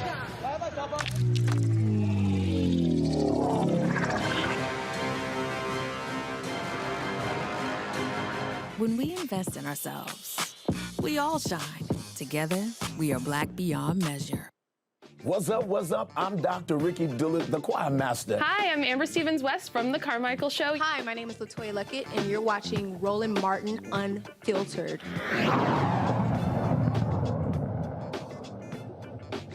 All right, folks, now for a Roland Martin Unfiltered exclusive. So a young black girl in Louisiana is competing in a beauty pageant. A judge says to her, her natural hair is not finished. Yeah, that was actually the comment on this young girl's judging sheet in the Beauregard Parish Queen of Beaufair pageant. Now, here's what she looked like Sunday during the competition, okay? That's what she looks like. Hair looked done to me. Here is what the judge said on the score sheet. Slow down, finish hair, pretty color dress. Talia, her mother, Tiare, and her father, Tyrone Cockburn, join us from Lake Charles, Louisiana. Glad to have all three of you. So, first off, how did y'all get a copy of the judge's sheet? Do they make it public to all the contestants? Yes, sir. Yes. Right, they do. They after the competition was over, we were curious as to why, she didn't place, as to why she didn't get anything. The score sheets were free. It was score sheets, from all three judges. Judge 1, Judge 2, great comments. Judge 3, finished hair. So we were taken aback by that comment. So when y'all see this sheet and y'all see finished hair, I'm surely y'all like, I know I didn't just read what I just saw. Absolutely. We was driving when we was reading at the same time, and I tell my wife, I said, "Oh no, we need to turn around." So she called she texted the director, and she said, "You want to come back?" And I went up there, and she talked to me, and I asked her, "Can I speak to the judge to find out what was the problem with my daughter's hair?" Uh-huh. And she said, "I'm the director, and this is as far as it's gonna go." So I said, "What do you mean by that?" And then she said, "I'm sorry, the buffet pageant looking for girls with smooth silk hair and not rough hair." Right. So I was kind of like, whoa. Smooth silk hair and not rough hair? Yes, that's what she told me. Yes. In front of my daughter, my other daughter, and my wife. That's what she told me. Wow. Talia, was this your first pageant? Had you done other pageants before? Had you ever encountered a problem with your hair? This is actually not the first pageant I've done. I've actually been doing pageants for 4 years now. Before I went natural, I've never had a problem with this particular pageant. I've competed in it 3 different times. But this year, when I decided to go natural, I didn't get any rewards, any side rewards or anything. So you had done pageants before and you had placed, but when you chose to go natural hair, all of a sudden wins begin to dry up. Right. Yes, sir. See, this is first of all, this is why you have the Crown Act has been passed by different states across the country. This is why the House tried to pass it. Republicans actually blocked it, complaining about it. And this is, exactly what we were just talking about the Little Mermaid segment right before. This is what happens when whiteness decides what's favorable, what's good, what is deemed as proper hair, proper diction, things along those lines. And so the white standards are what frankly comes first in this country. Absolutely. Absolutely. And there's a lot of comment lines, but I just try to keep my daughter, protect her. A lot of people say a lot of stuff. A lot of people say a lot of good stuff. But is the 1% that think is not racist. We're not trying to be racist. We're just trying to get diversity. We're trying to get everybody right. Awareness. Bring awareness to the situation that, any girl with any type of textured hair should be able to compete in any pageant system and feel comfortable and confident about herself. Now, was Talia the only black girl in the pageant? She was the only black girl in her age group, yes. Got it. And of the other black girls who competed, did they have natural hair or did they have pressed hair or? They didn't. Our baby girl, 10 years old, she competed. She is natural, but she likes her hair rolled. So she had the big barrel curls and everything. She came in third place. Talia, obviously, you want to compete, but with this, are you going to change your hair or are you going to leave it as is and say, suck it up? This is how I'm going to roll. I'm going to leave it how it is because I do want to spread awareness about the situation and just to give other girls that push that they may need to want to start pageants because they see girls that look like them. Questions from our panel. Representative Shannon, you first. I just wanted to say, Talia, I hope you know this, but you are beautiful and the judges really missed out. I empathize with your experience. I know the differences between when I wasn't wearing my hair natural to wearing my hair natural and that people do treat you differently. This is definitely a serious issue. As Roland mentioned before, we've got the Crown Act being passed in legislatures across the country to make sure that folks are not discriminated because of their hair. It's also happening to black men as well. I've literally worked for companies who told black men they could not have beards. So this is a problem of black people's hair being policed by many different institutions, whether it be the military, corporate jobs, now in pageants. I mean, all across the board, this is an issue that people do need to take seriously. I guess my question for you would be, have you seen any other, what kind of support are you getting from the community as far as, does your community know that this is an important issue or what are people saying? I've seen so much support. Like, it's honestly shocking how much people actually care, because it really gave me a boost of confidence. And like the comment itself gave me that boost of confidence to be like, hey, you know what? Embrace your hair even more. So, I mean, I have photo shoots and more pageants to do now that because of the situation. So that racism backfired against them, and folk, now your phone is ringing. Absolutely, yes. She's gotten at least 4 or 5 offers since this pageant for her to come and compete for free with no entry fee. So she's definitely got a village behind her for sure. That is awesome. Omakongo. I want to echo what Representative Shannon said. Talia, you are beautiful and you represent us to the fullest.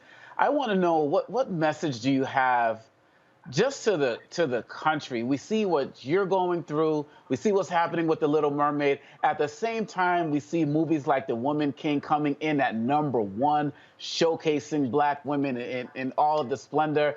And a lot of us just feel like y'all should be over it. We're here to stay, and we're conquering things. Just what do you want to say to the whole country as it relates to people who are still caught up in a lot of this nonsense? Just let people be people and let them express who they are in their own ways without having something negative to say about it. Thank you. Scott. Hey, thank you. I don't have a question. I can tell that your parents love you very much, but more importantly, that you love yourself. And that's most important. You can never delegate the power to love yourself to anyone else. You can never let them define you. You define who you are, you lead, you love yourself, you'll go far, and you're gonna lead us one day, young lady. I've got 3 daughters and a granddaughter. I see each of them in you, and the power that you represent, not just for yourself, but in them as well, although they're a little older. So God bless you, and keep loving yourself. Thank you. Thank you. Are you also hopeful that you will inspire other sisters who are in these beauty pageants to wear their hair natural and not succumb to white standards of relaxing and pressing? Yes, I do. I really do, because even when I do bigger pageants, I still do see some girls who choose to wear like sew-ins and stuff. So I just want to be there to represent. All right. That's right. Well, look, you indeed are representing. We did reach out to the Beauregard Parish Queen Beaufair pageant. They did not respond, did not want to comment. That is no shock.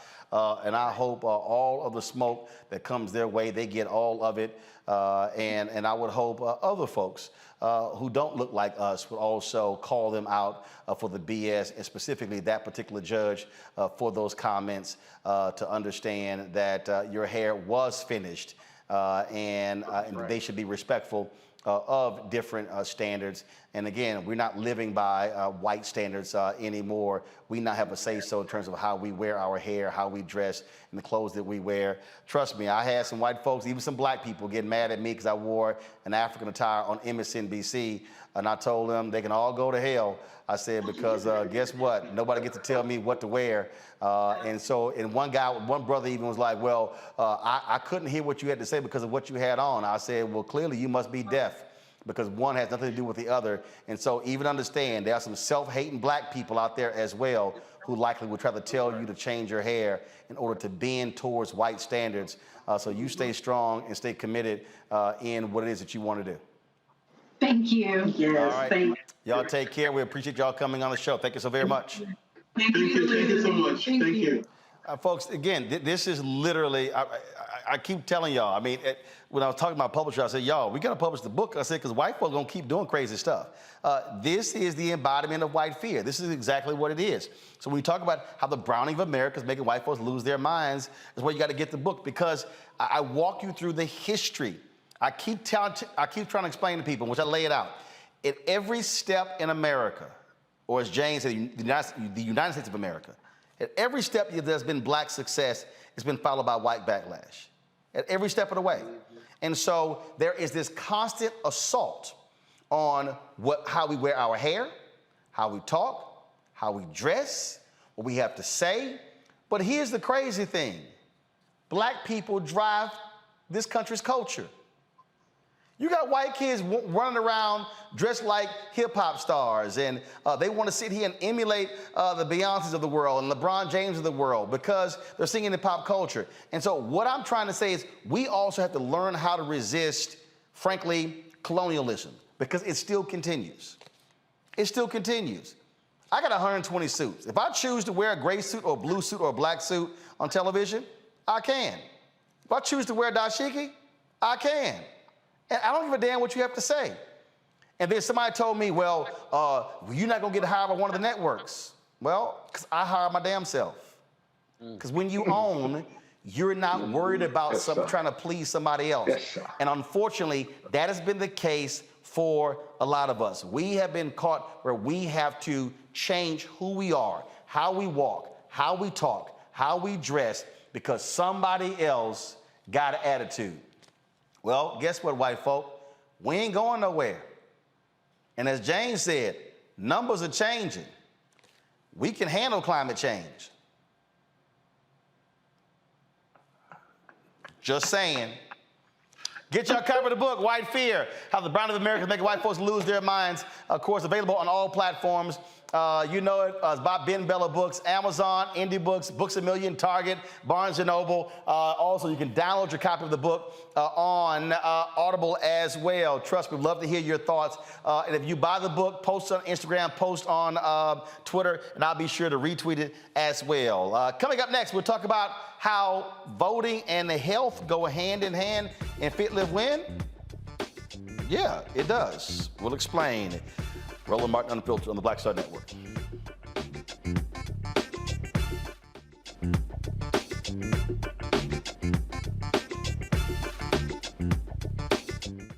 Folks, Black Star Network is here.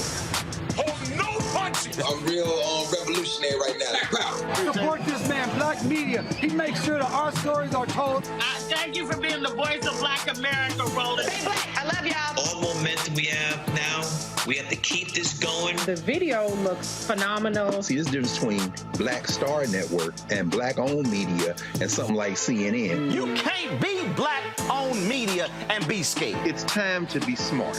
Bring your eyeballs home. You dig?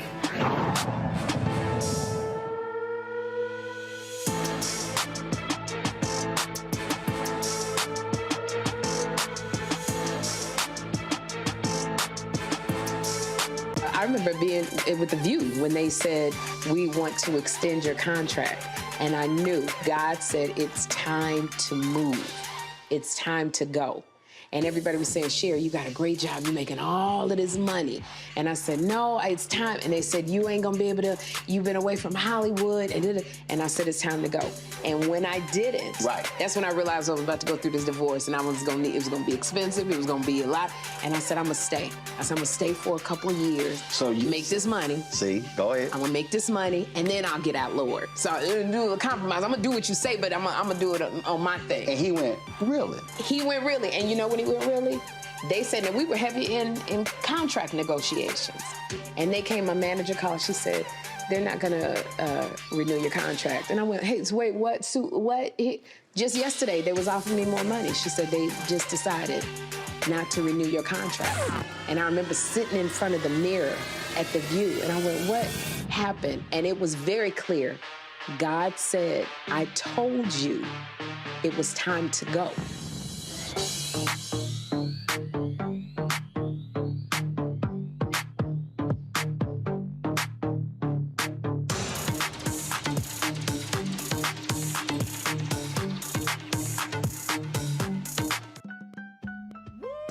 We're all impacted by the culture, whether we know it or not. From politics to music and entertainment, it's a huge part of our lives, and we're going to talk about it every day right here on The Culture with me, Faraji Muhammad, only on the Black Star Network. Pull up a chair, take your seat.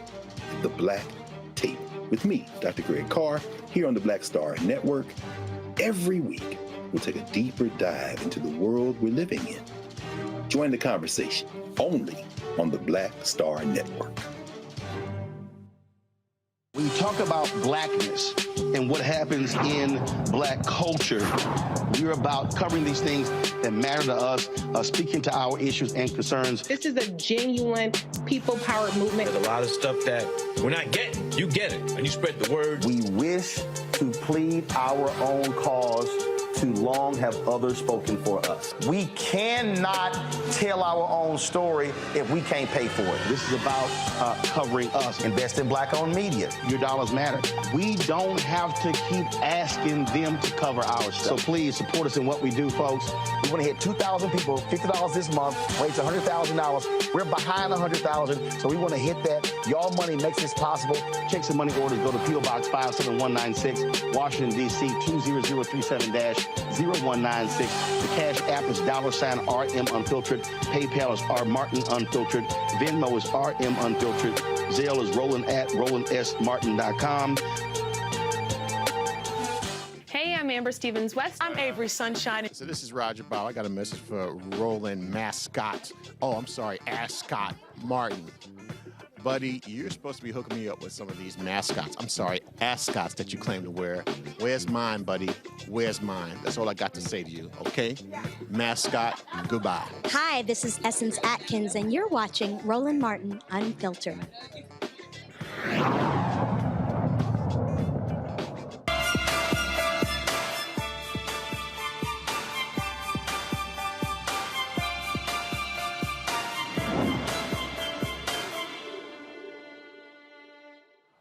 Election less than 50 days away, and you might say, well, okay, I understand it's a Fit, Live, Win segment. What does the voting have to do with it? But the reality is health equity is on the ballot when you look at the issues that are being decided, not only on the federal level, but on the state and local level as well. My guest is Dr. Ijeoma Nodem Opara, a hood medicine physician, partner and physician and assistant professor at Wayne State University School of Medicine. Glad to have you on the show, Doc. The point that you're making there, that people do have to understand. We're talking about black women's maternal health. We're talking about breastfeeding. We're talking about cancer. We're talking about research. We're talking about dollars. Or we even talking about the allocation of green space, the expansion of different things for people to be able to fit bike lanes. All of that stuff is tied to fitness, health, and wellness. That's tied to public policy. Absolutely. Absolutely. And thank you, Ronald, for having me on today. I'm so excited to be here on the show. But you're absolutely right.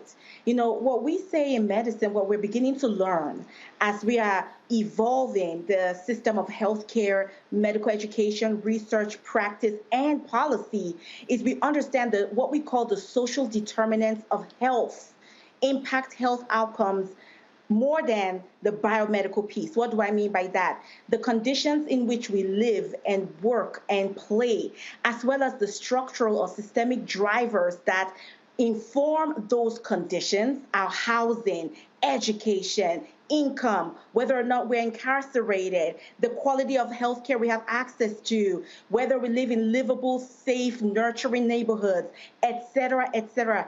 These conditions impact our health outcomes to a larger extent than genes or our genetic code or the health care that we claim to deliver in this country. And so what are we saying, therefore, is that the prescription for health ultimately is our vote in terms of putting folks in position and then holding them accountable to ensure that those conditions are the best quality so that we can ultimately live our healthiest lives. And this is true in maternal health, as you said. This is true when it comes to breastfeeding and family care. This is true when it comes to mental health. And of course, the litany of physical health conditions that we are contending with today. And you know, that is a great point because, again, we're talking about public policy. Typically, we're talking about for African Americans. We're talking about, we're talking about, criminal justice reform. We're talking about education. We're talking about economics. But the reality is, when you look at those health numbers, where we stand, look, we're at the bottom when it comes to wellness or when it comes to who's dying the most at the top. And a lot of that is driven, again, by public policy. Absolutely. Absolutely. I like to say that the health disparities that we contend with, higher rates of hypertension, higher rates of diabetes, higher rates of cardiovascular disease, heart disease, higher rates of cancer, all these ultimately, these disparities, COVID-19, all these disparate health outcomes ultimately are what I call diseases of white supremacy. These are the symptoms of surviving a white supremacist system that has unfairly and in a discriminatory way allocated resources to those in white bodies at the expense of those that are in black and brown bodies. And so what you see is what you get both from surviving the trauma of everyday resisting white supremacy intergenerationally that continuous trauma response, but also because those resources have not been allocated to us in a fair and equitable way. And so we don't have access to affordable foods and nutritious foods. We have been redlined into neighborhoods that have been chronically disinvested in, etc. All of these things show up in the body. And so one of the things we do in hood medicine, in my group, Health, Equity, Justice in Medicine, HEGM, in AIM Art, our Anti-Racism in Medicine Action Roundtable that is every Saturday, 1 p.m. Eastern Time on YouTube and Twitter, is we talk about how do we connect the dots. That when we talk about public policy, all policy is essentially health policy because we wear the consequences of these policies on our bodies. Questions for the panel? Scott, I'll start with you. Thank you. Good evening, Doctor.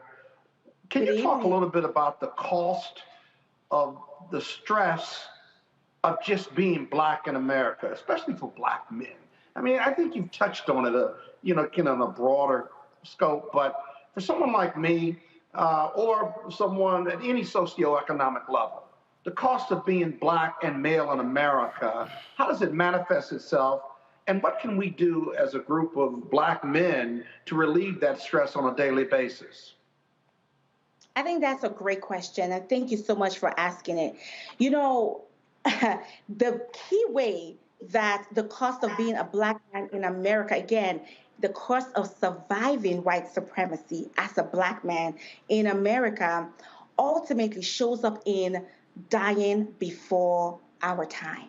It shows up in our premature death rates.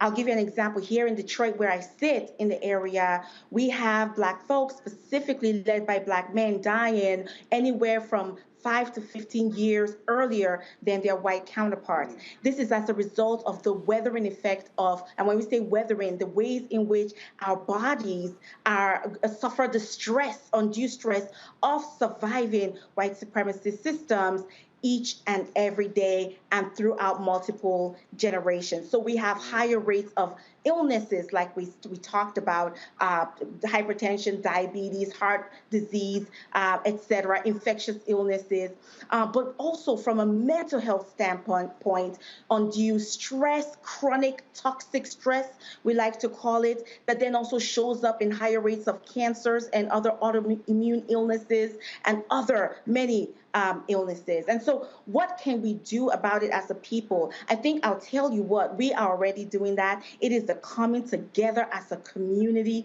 leaning into the strength that is our Blackness and what we call Ubuntu, right? I am because we are. The strength of community because it does take a village, right? Showing up in spaces as our authentic selves. I love Brother Roland and the way he wears his dashiki and his Ankara, and he is who he is in every space, and being truly, who we are. It is also in allowing for the community to take care of us, right? Making sure we are going to our regular preventive visits with our doctors, making sure that we are creating safe, self-nurturing spaces for our men to speak their truth with each other without judgment, expectation, or pressure. These are the beginnings of how we can start to take care of ourselves even while we are actively fighting to correct the unjust systems that we are surviving every day. So Doctor, you saying I gotta wear dashikis like Roland? Because I really don't like them in dashikis. Hey, Scott, you ain't got that. Scott, you ain't got that much swagger, Scott. Scott, you ain't got that much swagger. See, Scott, you gotta understand. I can go tuxedo, ascot, or dashiki, but you're a Kappa. You ain't got this much swagger. Representative Shannon. I bet you put that tuxedo on at the Grand Boulay, didn't you? Actually, I took the tie off. But going right ahead. Representative Shannon, go ahead. Why did you call on me? I'm still trying to laugh. Now you made me forget my question. Is whatever is authentic to you. Whatever is your authentic self. If it's a dashiki, great. If it's a tuxedo, great. If it's a pair of jeans. But the point is showing up as who you are in whatever space you occupy. Yes, ma'am. Thank you. So here's my question. Thank you for your work. I do a lot of work on reproductive justice issues, and a lot of what comes into that work is talking to folks about how it's more than health insurance coverage that determines, whether or not you'll be able to carry, increasing your chances to carry a healthy pregnancy. Talk to folks, the viewers, about how racism directly impacts rates of maternal mortality for Black women. Absolutely. So we know that Black women are placed in a position to die 2 to 3 to, in some places like Louisiana, up to 4 times the rates of their white counterparts during pregnancy, either pre-birth, during birth, after birth. And medical racism plays a direct role in that, in the ways, we are not believed when we show up to spaces and make and express our symptoms or our experiences, in the ways that we may delay even showing up into these spaces because of concern for, again, not being believed or stigmatized, in the ways that we're treated when we are present there. And again, as Black women carrying multiple, weights of oppression in this country, because not only are we surviving white supremacy, we're also trying to survive patriarchy. And if you also wear the hat of a disability, trying to survive ableism, all these contending stressors impact upon our bodies and weigh upon the health of our pregnancies and our babies and the outcomes that we're dealing with. In addition to that, of course, those same social determinants of health, those social conditions that we talked about earlier also impact us, and our families and our abilities to work certain jobs that can allow us to have paid family leave, so that and affordable child care, so we can stay and nurse and breastfeed and take care of our babies and ourselves and our families. We are all susceptible because of, again, history and years of racial and sexist discrimination from being excluded from those kind of jobs that will allow us those resources. So here we find ourselves undue stress, going back to work way too early, and again, not really being in a position so that we could take care of ourselves while we're worrying about everybody else. And then when we do show up, like I say, we're not being listened to, heard, or believed. Again, Serena Williams enters the chat. We all know that story with her. Maybe she was complaining of chest pain or being concerned with chest pain, had to self-diagnose her own blood clots in her chest, what we call pulmonary embolism, because she wasn't believed. And we have numerous examples of that. And so these are the many ways that really sort of interact to result in these disparate outcomes in terms of maternal mortality rate. So let's connect it to voting, We know that the maternal omnibus bill is on the ballot, or rather, I should say, is out there for Congress to finally pass into law, and it's still not happened.